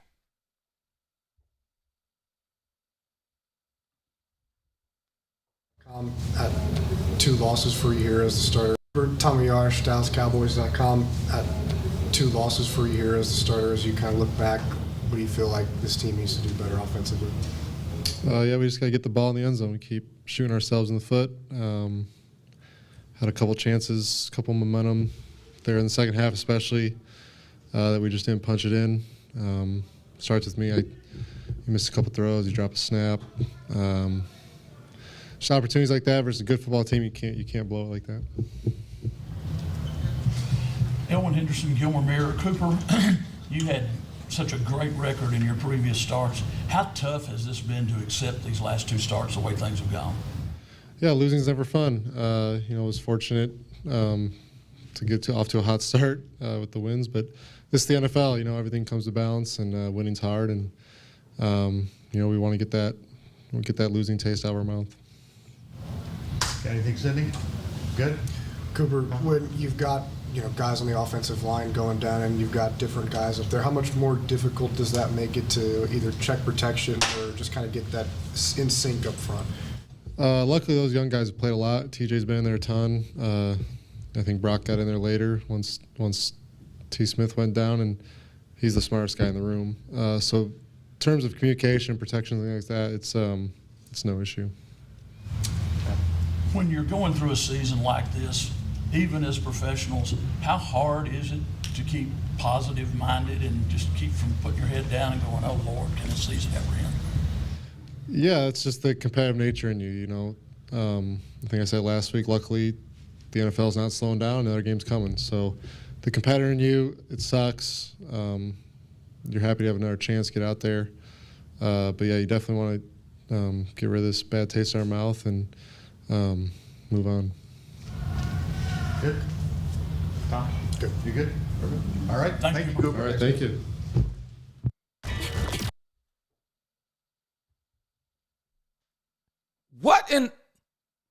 What was that? What kind of interview was that? You know what? I'm going to tell you what kind of interview that was, y'all. That interview is simple. There's nothing left to say. You know what the problem has been for Cooper Rush? That dumb, idiotic, 5-1, 2022 record. That record, right there, y'all. That record, the defense carried him. That defense was opportunistic. Strip sack fumbles, interceptions, quarterback pressures. They played a lot with the lead. Dan Quinn's defenses will annihilate you with a lead. The problem is when the other team has the lead and they're running the ball. That's the same Dan Quinn that Tom Brady came back on in the Super Bowl. That's that same Dan Quinn, y'all.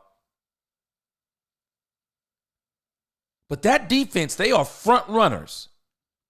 And that's the very reason why I knew that once they got behind the Eagles, it was a wrap. Dan Quinn has front-running defenses. Cooper Rush, his first 3 games, Cincinnati, New York Giants, the Commanders. Cincinnati at the time, they were in some form of slump. Nobody knew what was going on with the Cincinnati Bengals. The New York Giants, they weren't that good. The Washington Commanders, of course, they were not good. But when he got to the Rams, 102 yards, 10 passes. He was exposed. 2 fumbles and an interception by the Rams. He wins the game. Should have been 3-2 then. Or 3-1. He gets to the Eagles. They totally exposed him. 3 interceptions. 18-38. It was terrible. That's the Cooper Rush we keep seeing. That's the Cooper Rush we're seeing.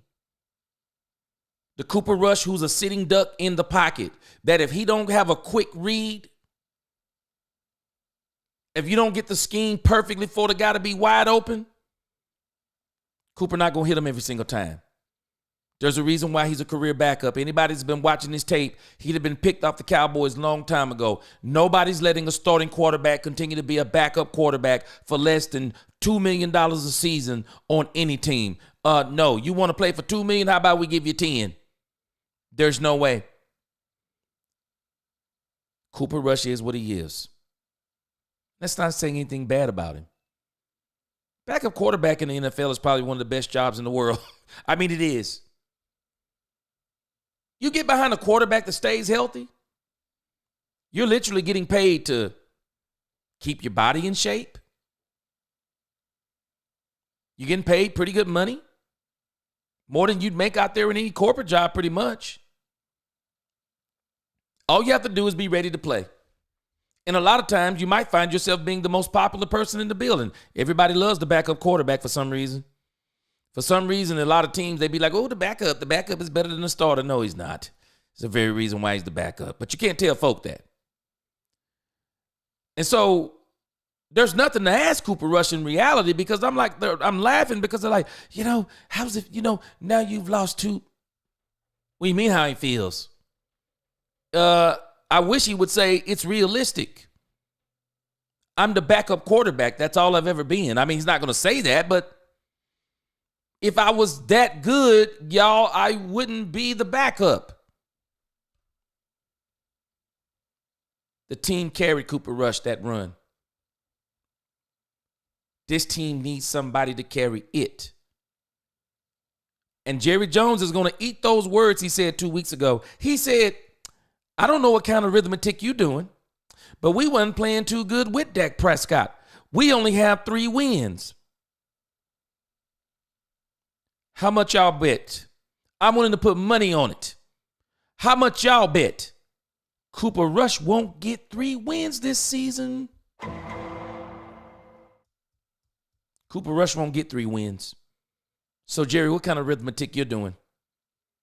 Because Dak Prescott was actually making a bad team look better than it was. Mike McCarthy's been sabotaging this team all year long. The Detroit Lions beat the brakes off of us. They're beating the brakes off everybody. We went and sucked it up in the third quarter. We should have beat the San Francisco 49ers. Sucked it up in the third quarter again with the Falcons.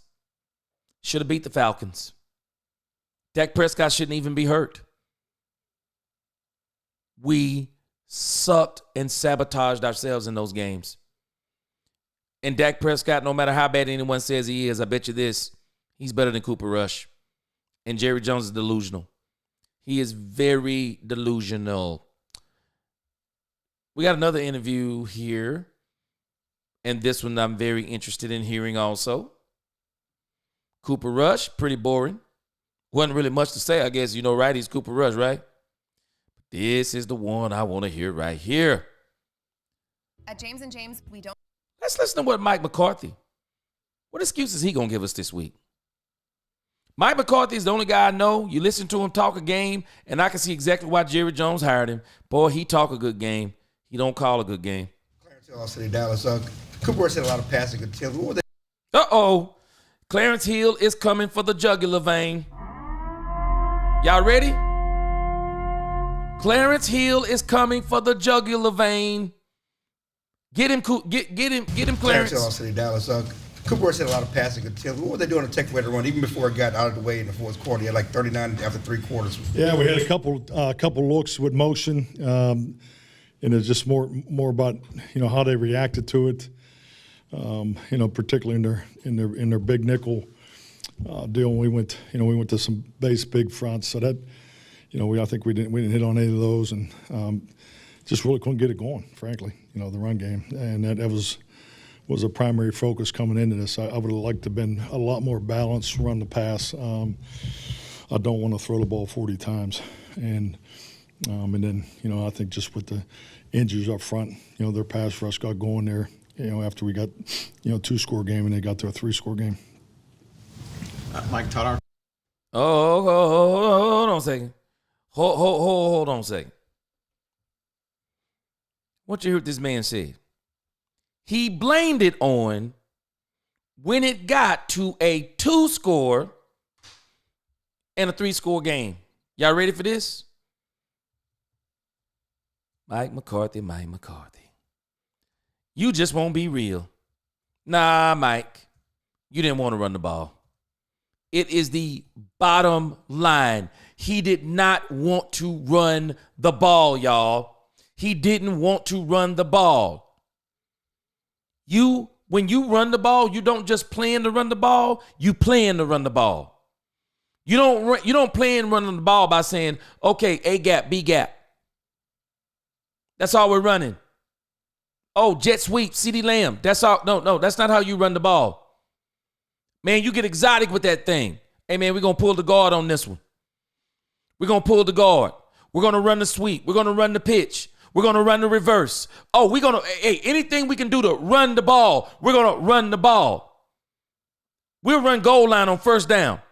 We'll put in big personnel. We will do everything we're going to need to do to run the ball. We're going to run the ball. We're going to make the Atlanta Falcons beat us. We're going to make them stop the run all day long. We're going to make them do it. You have to be intentional on running the ball. Let me show you where this man is lying. Do y'all realize that if we look at this right here, let me show you on my screen right here. Do we realize it didn't get to be a 2- and 3-score game until the fourth quarter?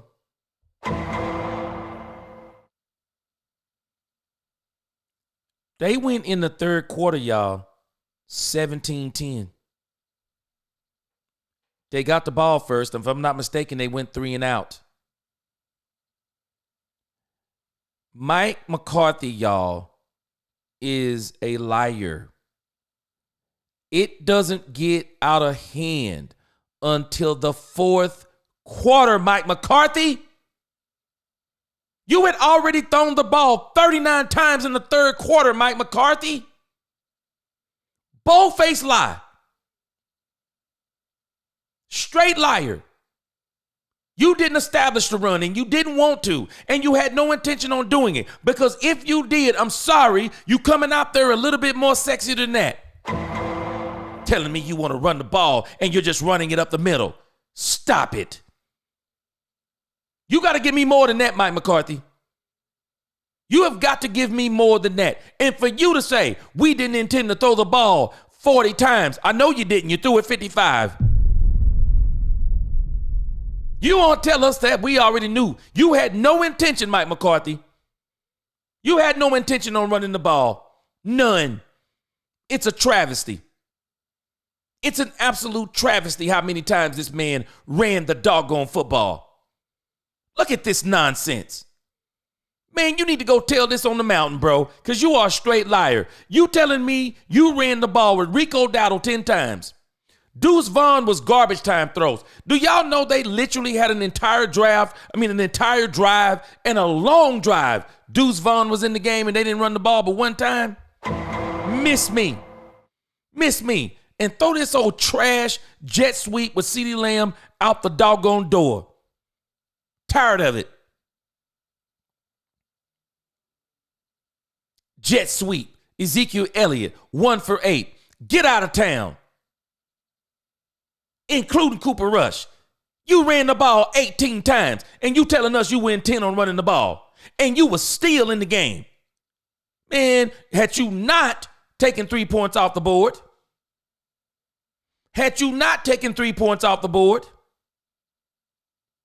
you could have kept running the ball because you would have still had the game close. Not you, Mike McCarthy.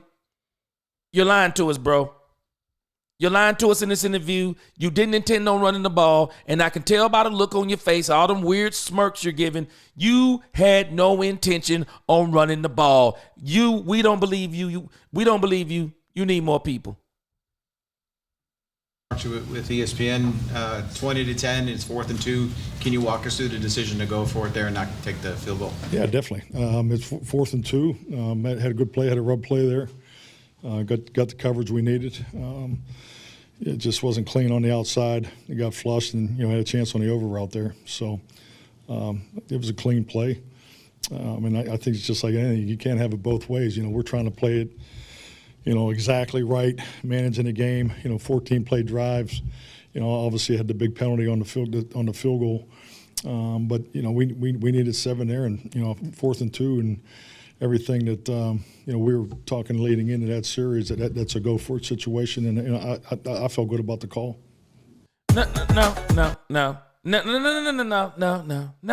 No, we're not letting you get away with that, Mike. You didn't need 7 right there, Mike. You needed 3. No. Do y'all know that Mike McCarthy actually needed 3 right there? He needed 3.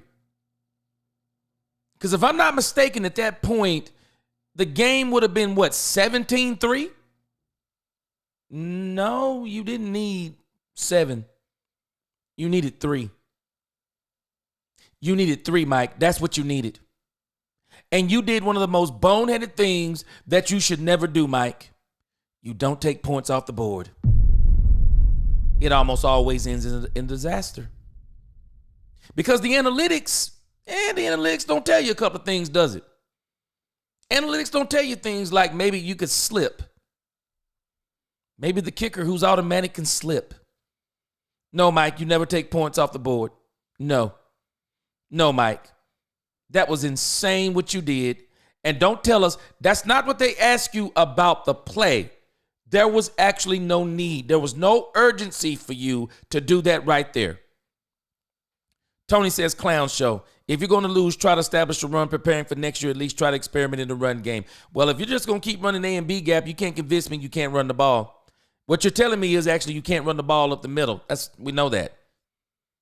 But you won't try anything else, Mike. It made no sense to run the ball up the middle. Cooper BB is 75 RBK. Should have been running sweeps and tosses on the right side with Zach Martin, 94. Yes, Terrence Steele. Oh, and by the way, let's put a tight end on that side too. Then we're going to line a tight end in the backfield. Oh, guess what? Atlanta Falcons, we want you to know something. We're about to run this ball to the right. We're about to run this ball to the right. Problem is, we're daring you to stop us. That's how you run intently. You run lazily when you say, we're just going to run right into you and hope we break out of the scrum. Hope we break out of the pack. Mike McCarthy is a liar. He has no intention on running. None. He says one thing in the interviews, but he's doing something else in the game. He is. I'm with you. The stuff he says in this, I don't think he doesn't care. I don't think he cares anymore either. But I think there's something going on to where Jerry is saying, I don't care unless I'm gonna make you quit because you're gonna coach my team the rest of the way, and I'm going to humiliate you. You're gonna look worse and worse, and that's what's gonna happen. Harsh reality is Mike McCarthy and Kellen Moore didn't have a run scheme. Mike copied Kellen playbook, infused. Yes, he did. And he's not doing a good job of it. Infuse his garbage ancient playbook. Yep. Kellen Moore mixed with the West Coast offense. How he hasn't been fired. Nope, he's not going to be fired. Jerry knows exactly what he's doing. He's going to lose. Jerry wants to lose. Don't let him fool you. He's talking one thing, but Jerry wants to lose. It's over. Does a Rico Dowdle, Ashton Jeanty? You know what? I'm be honest with you. I bring in Ashton Jeanty. He's my running back. But I'm also going to get another. I don't think the Cowboys need to stop at Ashton Jeanty. He just needs to be my starting running back. I'm going to do what the Detroit Lions did. I'm sorry, but I'm going to get me a show enough run game. Do y'all know the Detroit Lions have a show enough run game? The Detroit Lions have 2 running backs. That's what I want. I want 2. I don't want 1. I say this, we will have $100 million to spend for sure. What's going on, Jenkins?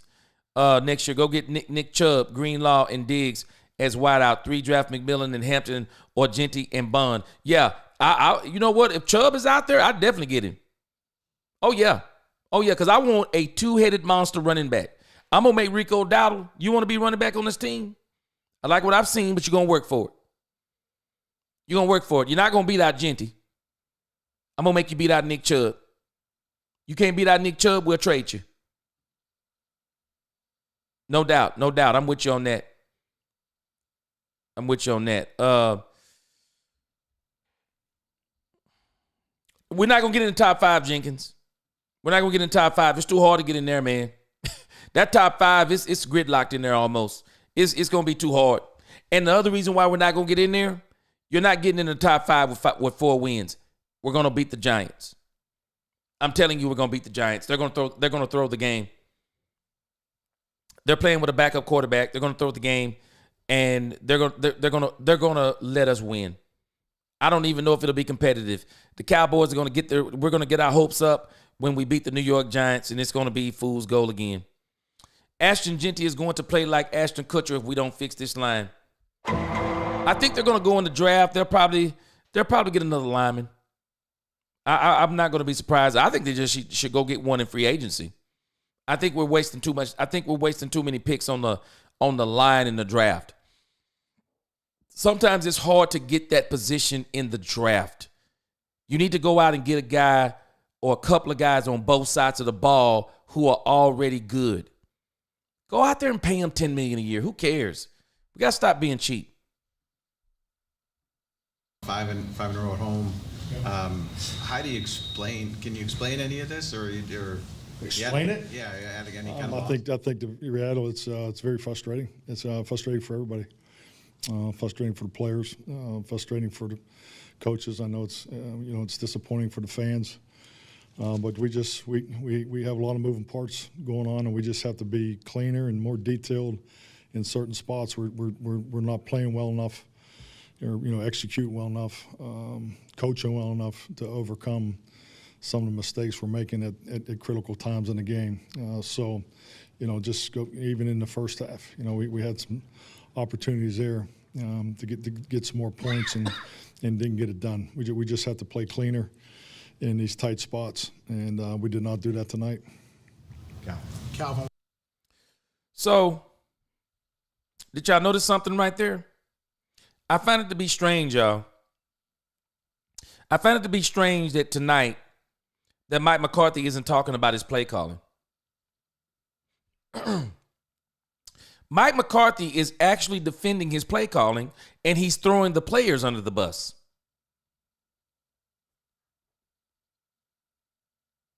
When are you going to say something, Mike? I didn't call the best game. I didn't call a good enough game. I made some mistakes in the game. I should have never went for the fake punt in the game. I should have never took the 3 points off the board in the game. I shouldn't have had Cooper Rush throwing the ball 55 times in the game. I should have ran Rico Dowdle more in the game. Why won't you blame yourself, Mike? Y'all notice what he's doing? Mike's defending himself. He's throwing the players under the bus. We had some plays we could have executed. We just didn't execute them. Really?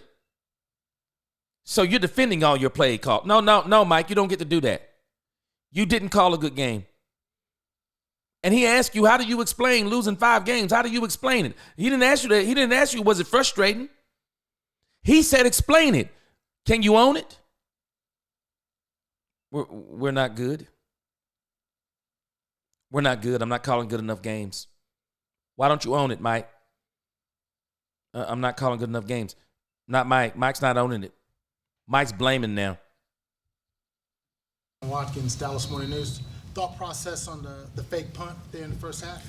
Yeah, it was not a high priority. It was a check that reacted to what they were doing, and then they dropped a guy in the coverage there from the backside, and so they won a chess match here. That was a poor call by us. A lot of Thank you for owning that. But let's not call it chess. Y'all were playing checkers. Troy Aikman said that didn't fool nobody. It didn't. It'd be different had you not done something similar not even 2 weeks ago and you came back again.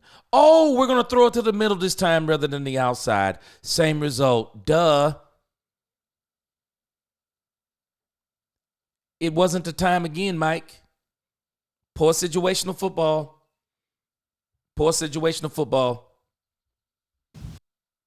The youth of your team, obviously you had to play a lot of guys tonight. Without looking at the film, are you just like, these are the people I have, I got to play them a little bit more now? No, I'm playing who we have to win the game. I mean, that's just, everyone who's healthy. It's just, we had a long week of practice, but we had a number of guys that didn't make it. So, these guys practice. We're playing the best players to win the game. So, I think the one thing I should have did at the end, and I just, I didn't do it, was put Trey in there. I could have gotten him a series. That's one thing that I would second guess myself on. But other than that, I mean, we got guys going down. There's a number of guys went down in the game, and you just got to keep playing.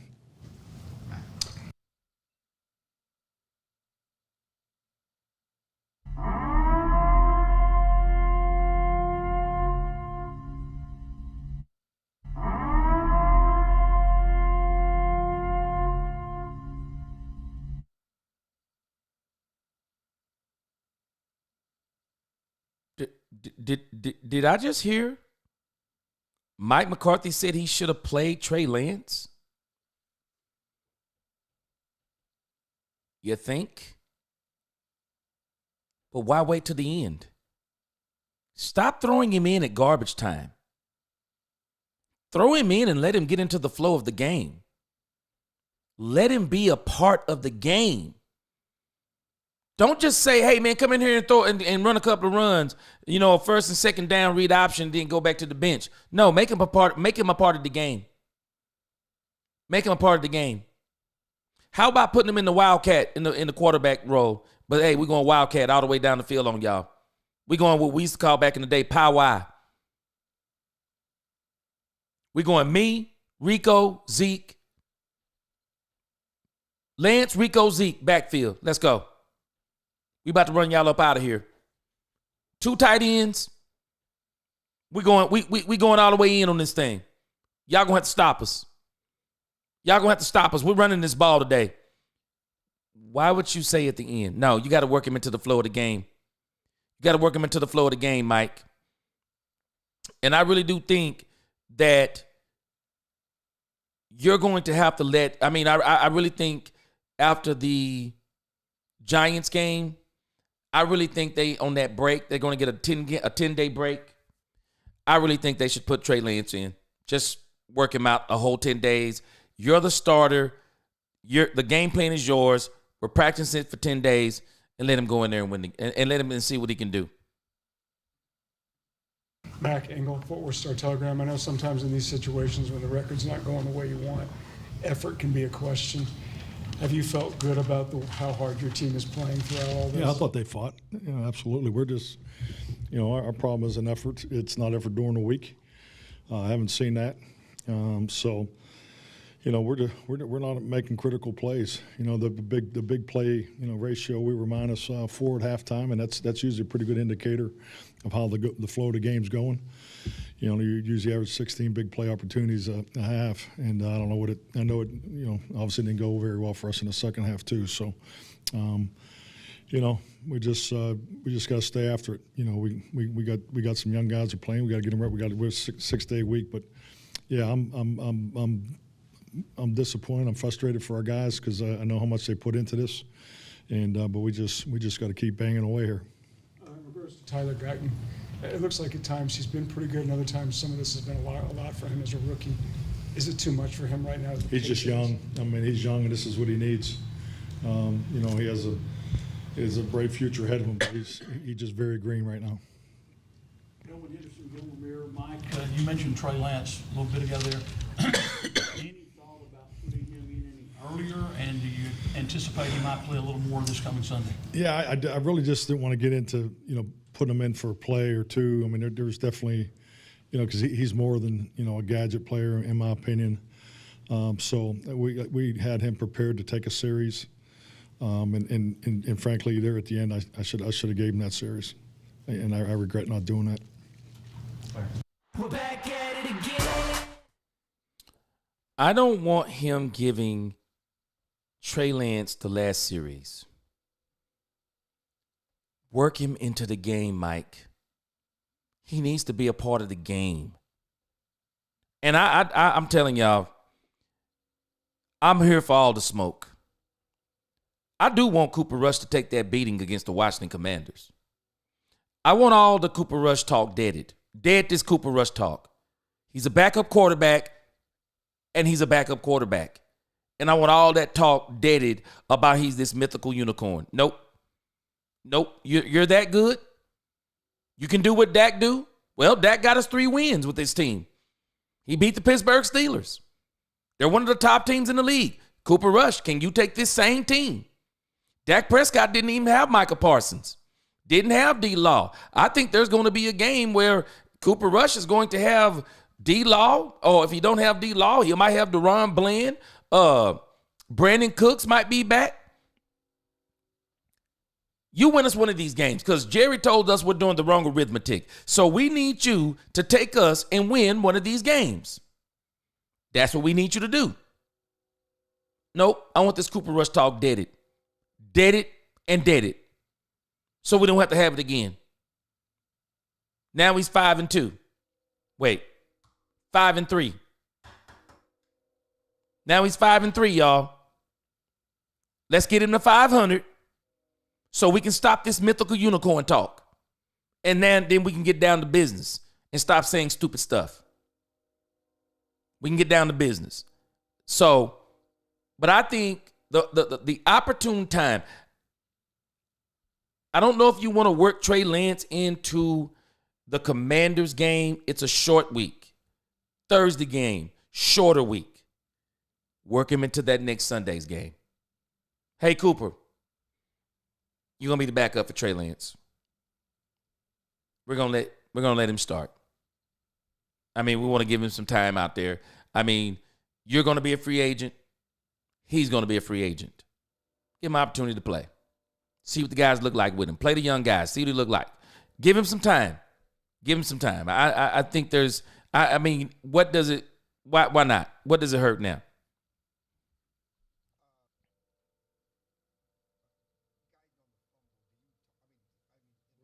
Teaching O-linemen to carry the ball. You know, that's twice now. That was a big play, obviously, in the game. We need to fall on the ball. Secondly, you've talked all week about the opportunity, adversity, and how do you keep this team from getting frustrated and getting down on themselves as the losses mount? Well, I mean, hell, they better be frustrated. I mean, we're all frustrated. I think it'd be something wrong if they weren't frustrated. So, just very honest with everything and stay in tune with what's right in front of us. I mean, that's the only way I've ever done it. And we got a tough road game, we got a division game coming up. It's disappointing. I thought they definitely put the prep in this week. We had some guys that didn't make it, and so we had some different practice patterns that we went through. But for the most part, I thought these guys were ready to go and came out. They came out ready in the first half. Tommy Yarsh, DallasCowboys.com. Mike, with some of these pre-snap penalties, like Mike being offsides twice, 12 guys on the field, how do you try to eliminate that during the week? Yeah, definitely. I mean, the 12 men on the field was, they made a late substitution there. I mean, you're especially on that's the hardest substitution situation in the game. We're going in the goal line and red zone and so forth and so forth. So we didn't have a chance to match it there, and then got screwed up. And then the one on Bones with the field goal, there was miscommunication. Yeah, it's uncalled for. I mean, the pre-snap penalty, especially at this point, are a challenge. But we did have a lot of moving parts today with guys getting injured and who's up on field goal block and things like that. So, which is it's normal in the course of a game, but we definitely have to be better there. Hey, Coach, Sydney Staples, DG10 Sports. Will you approach practice any differently this week? Yes. I mean, we're on a 6-day week, so I mean it'll obviously be different.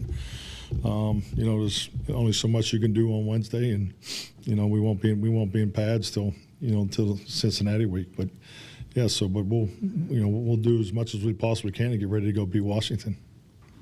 Todd. Mike, this is 16 years since you've been through a losing streak like this. What do you draw on when it's been so long to get out of something like this?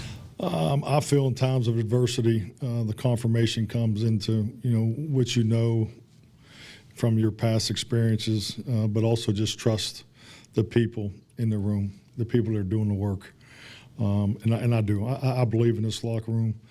Our leadership, most of it has been injured. There is good coming out of this. You don't see it because we're not winning games, but there's young men that are getting an opportunity to do more, and I do believe that'll pay forward. It needs to hurry the hell up because we need it in 6 days. But this is just the reality of what we're going through.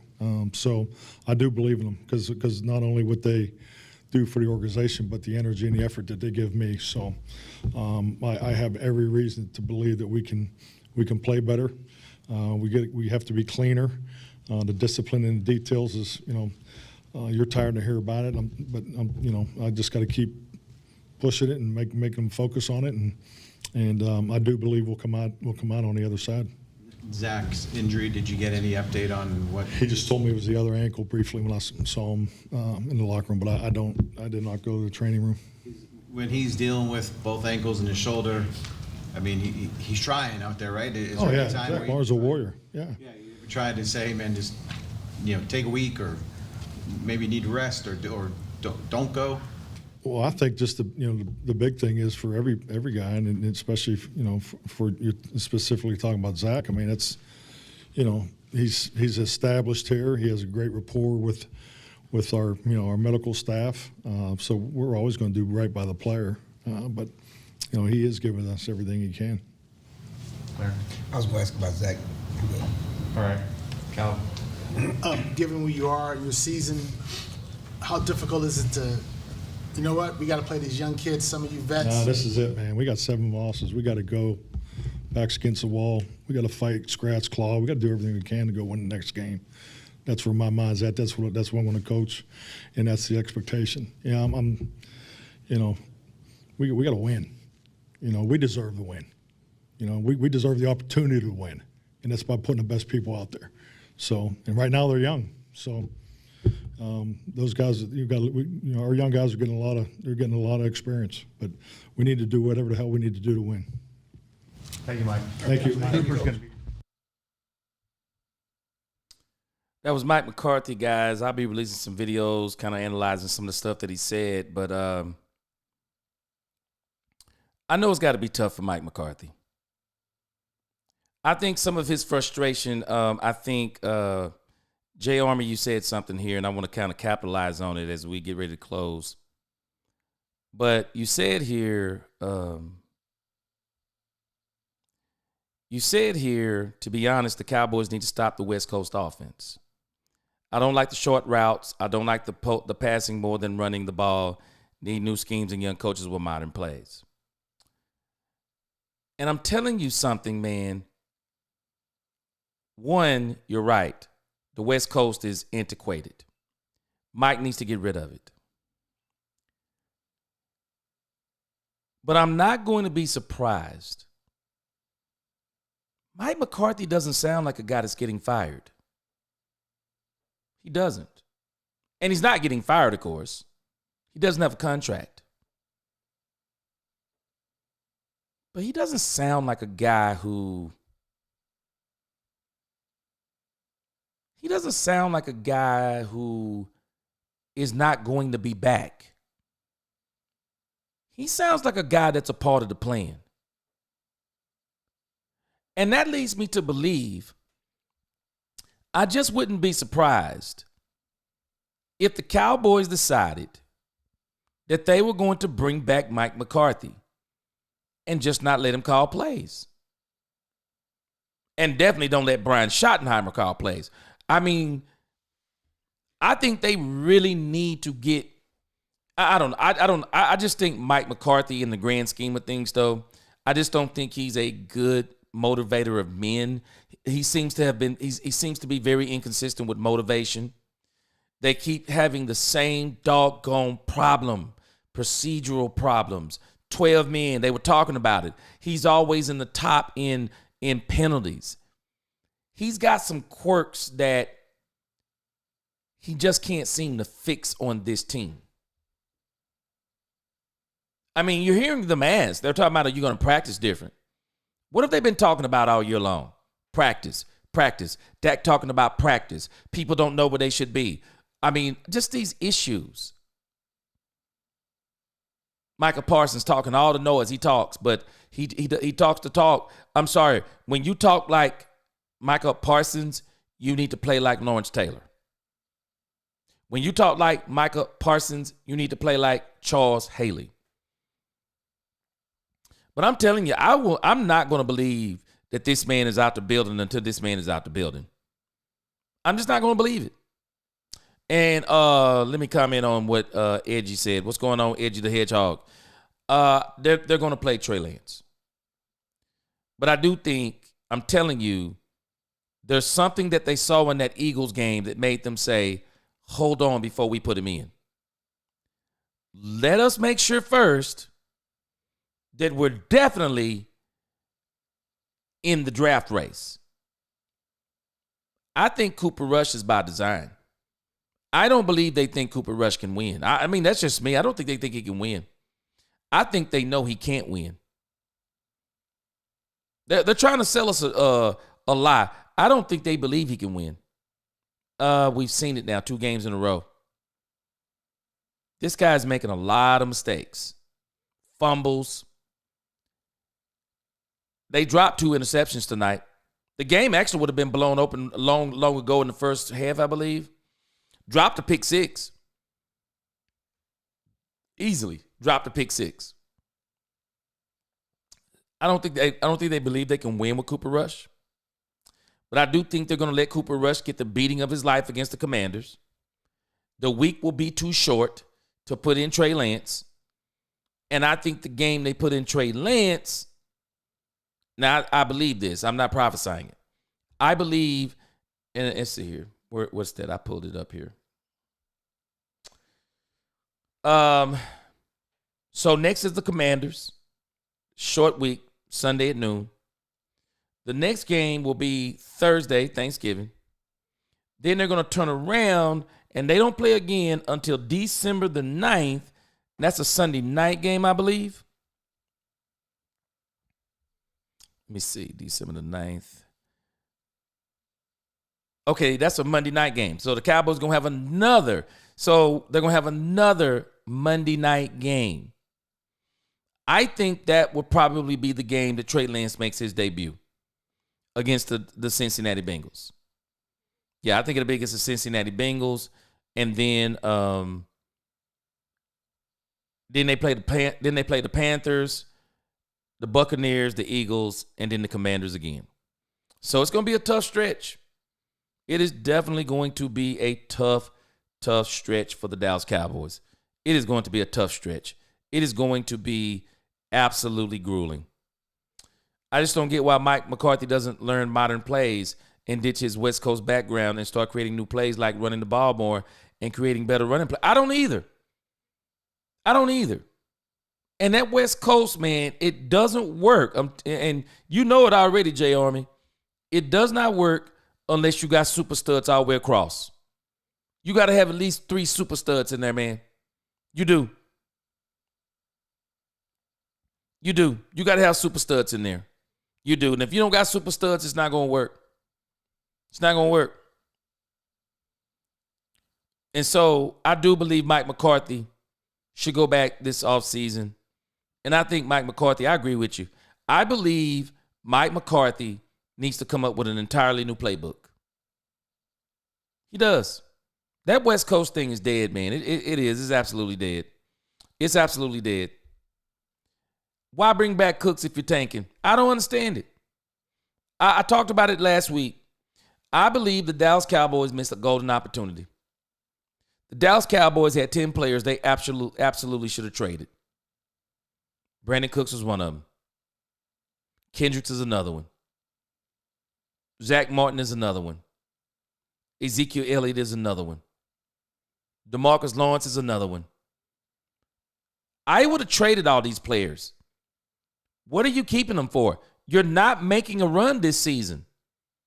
Let these young guys play. Let them play. Let them play. That's it. I don't understand what they were doing. I don't understand half of what they were doing.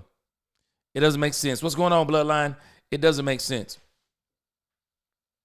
And so, I mean, at the end of the day, I don't even know so much how frustrated some of these people are, because I think they've all conceded that they're tanking this season.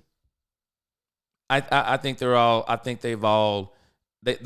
understanding what's going on now. And so I think some of them have come to the same conclusion that we've come to. They're going to just they're going to play their best. They're going to be outmatched for the rest of these matches for sure. They're going to be outmatched minus the Carolina Panthers and the New York Giants. They're going to be outmatched. They'll finish the season, and they'll probably finish the season 3-14. 3-14. Travesty. But you know what? Like I said, I believe Jerry needs to meet total, unadulterated defeat. So he will come back and hopefully do better next year. I do. I think he needs to. I don't think the fans need to turn their back on the team. I don't even think they need to turn their back on Jerry Jones. They need to face Jerry Jones. Let your voice be heard loud and clear. Do something next year. Stop not doing things in free agency. Get everyone. Mike McCarthy said it perfectly. You need everybody in training camp in April. Don't take Micah Parsons' contract into August. Don't do it. Don't even play around with Brandon Aubrey. Don't leave Brandon Aubrey on that deal. I would actually sign Brandon Aubrey now. I would go look at the highest kicker in the league, and I would say, Brandon Aubrey, that's now you. You're the highest kicker in the league right now. Go ahead and sign him. Don't play around with no more signings. You got DeRon Bland exactly where you want him. He can't play, obviously. Probably get him on a better deal now.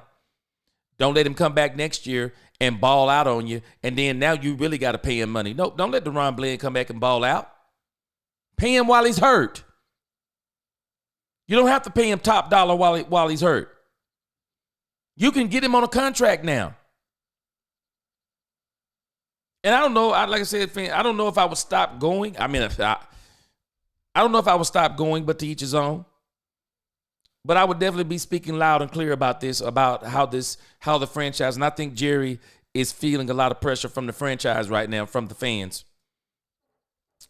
Jay Army says, I remember seeing a video from 2018 and 19 where Mike McCarthy was interviewed when he was out of the league, living in Green Bay still, and he said he was learning playbooks and looked hungry and fired up. Yeah, and the problem is he went and dusted off his old playbook again. Edgy says, you know the FO is going to piss around this offseason and cause a bunch of drama for no reason but to generate clicks and views. I think this is one offseason. I just wish Jerry would say, not going to do that this offseason. Mike McCarthy is absolutely right. I'm going to know where I am on Micah Parsons before the draft. And if Micah Parsons come up in here clowning, talking about he want to be the highest paid defensive end, he want 3, 4, 5, and no trade, anything like that, I'm going to tell him right then and there. Get ready, because we're trading you in the draft. We're trading you in the draft. And some folks say, well, I wouldn't trade him to Washington. I trade him outside of the division. It all depends. If Dan Quinn going to give up his entire draft for Micah Parsons, I'll trade him to Dan Quinn if he give up his entire draft for 2 years. Y'all saw what he gave for Marshawn Lattimore. What will he not give for Micah Parsons? I mean, really, what would he not give up? I'm telling you, Jerry's got to do things differently because the way he's doing them right now, I don't see no turnaround for this team because I still keep saying, why in the world?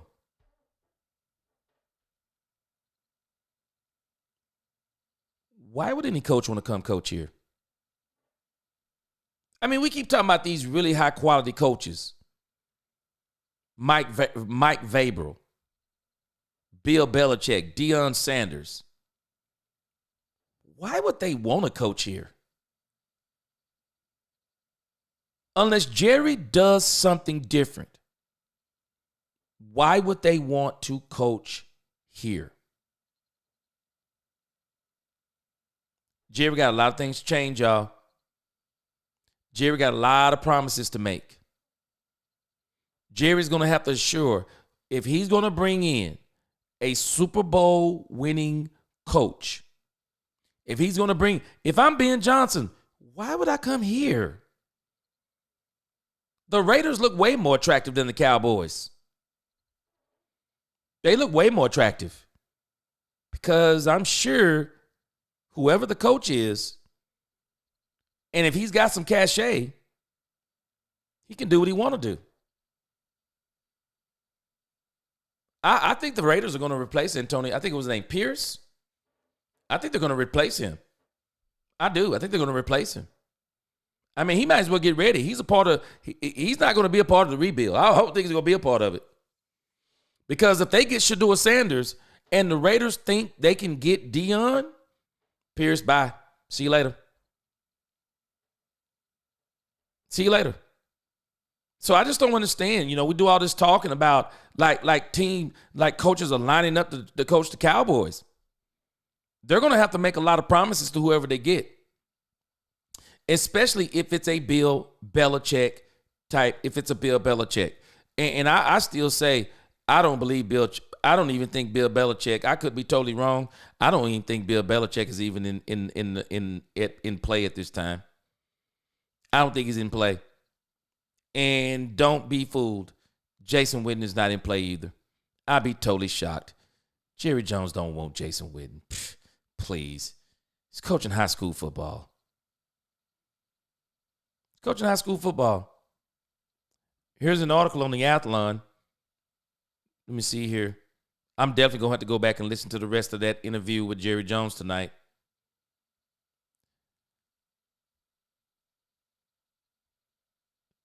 It says, you got to see this with your own eyes.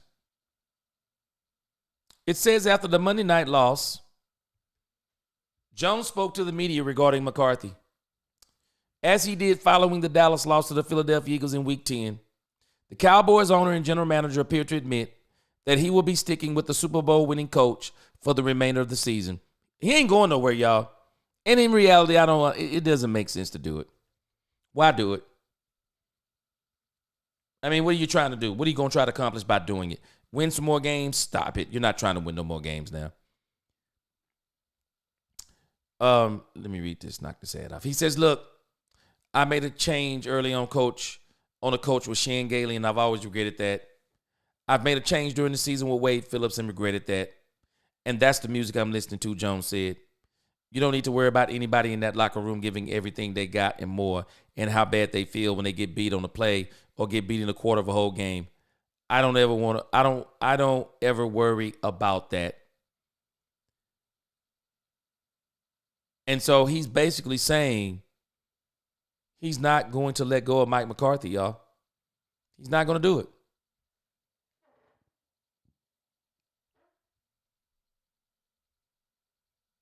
Nope, he's not going to do it. And I can say I can't say I blame him because I don't see what it does if you do. Does it win you games? Does it change your playoff? I mean, what does it get you? Because even if you bring in someone else, the team has already conceded. The season is over. They've already conceded. So you might as well let him finish it out. Let him go out with dignity. I mean, I say let him go out with dignity. I'm still not convinced he's going to be gone. I'm still not going to convince he's going to be gone until he's out of the building, because by all intents and purposes, Jerry Jones sabotaged him.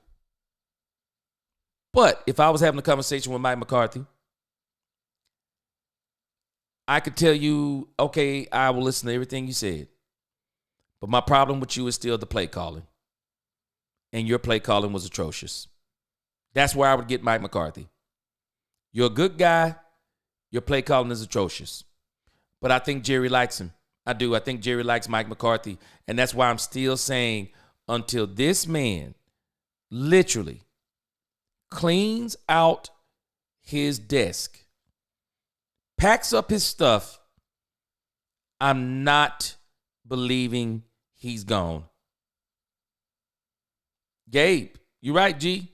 Who wants to coach the circus knows the Dallas Cowboys. I don't understand who would want to. I don't. The reality is we may be stuck with Mike McCarthy for better or worse. I mean, who wants to coach us? People don't understand. It's hard to coach for Jerry Jones. Y'all don't hear me, but I'm telling y'all, I said it last week. Dak Prescott is with this team because we don't give Dak Prescott credit for this one thing. Do y'all know why a lot of us are on this channel? A lot of us still talk about the Cowboys and are mad right now? We're Cowboy fans. Dak Prescott is a genuine Dallas Cowboy fan. That's crazy to say it, but he is. It's the team he rooted for. He's a Dallas Cowboy fan.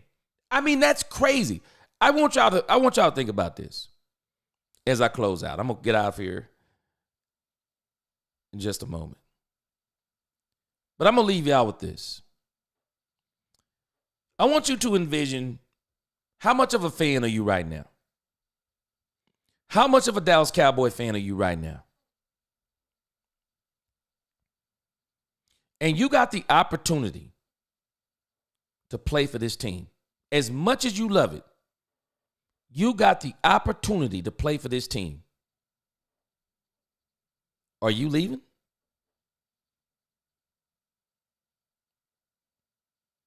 Because you haven't left as a fan. And you don't have anything invested in this other than time. That's really what we all have invested in this is time, family, whatever the case may be. But now you get an opportunity to play, and this team is your dream, childhood dream. You're playing for this team. You haven't left as a fan. You're telling me you're going to leave as a player, and you got the opportunity to stay? I'm not believing it. I'm not believing you would leave this team as a player. I'm just not believing it. And as much as people say Dak played money, no. Y'all who think that Dak stayed here for the money, you're actually confused. There were teams that were already prepared to give Dak Prescott that money. Adam Schefter reported it. Ian Rappaport reported it. Rich Eisen knew it. Troy Aikman said it, knew it. There were teams prepared to pay Dak Prescott that money. And y'all might not believe me, but I'm telling you. You might not believe me. But I think that the San Francisco 49ers, I think they would have had a serious conversation with Dak Prescott. Y'all don't understand. Kyle Shanahan wants to win a Super Bowl so bad it's killing him. And everybody keeps talking about Brock Purdy is about to get the bag. Y'all keep thinking Brock Purdy is about to get the bag. Y'all keep thinking he's going to get the bag. Let there be a quarterback out there that Kyle Shanahan think he can win a Super Bowl with. He'll be the last one in the draft and the first one out of here. I'm telling y'all, Kyle Shanahan ain't on this thing like other folks are. Dak Prescott was going to get his money. But Dak Prescott stayed here because he loves the team. And that's something I'm telling you, it's weird to me. It's weird. I mean, I don't think we can fathom what I'm saying. As much as some of us love the Dallas Cowboys, imagine with the love you have right now, you could become a player. Would you leave this team even as bad as it look right now? Because I'm going to tell you wouldn't, because you still haven't. You still haven't left. You still haven't. Gabe said, appreciate the time, G. Go back to work tomorrow, so I'll catch you on the replays this week. I'll be back Sunday and Monday when I'm off. You're live on the chat. Appreciate you, man. Have a good night. I'm about to get off here, too. Yep.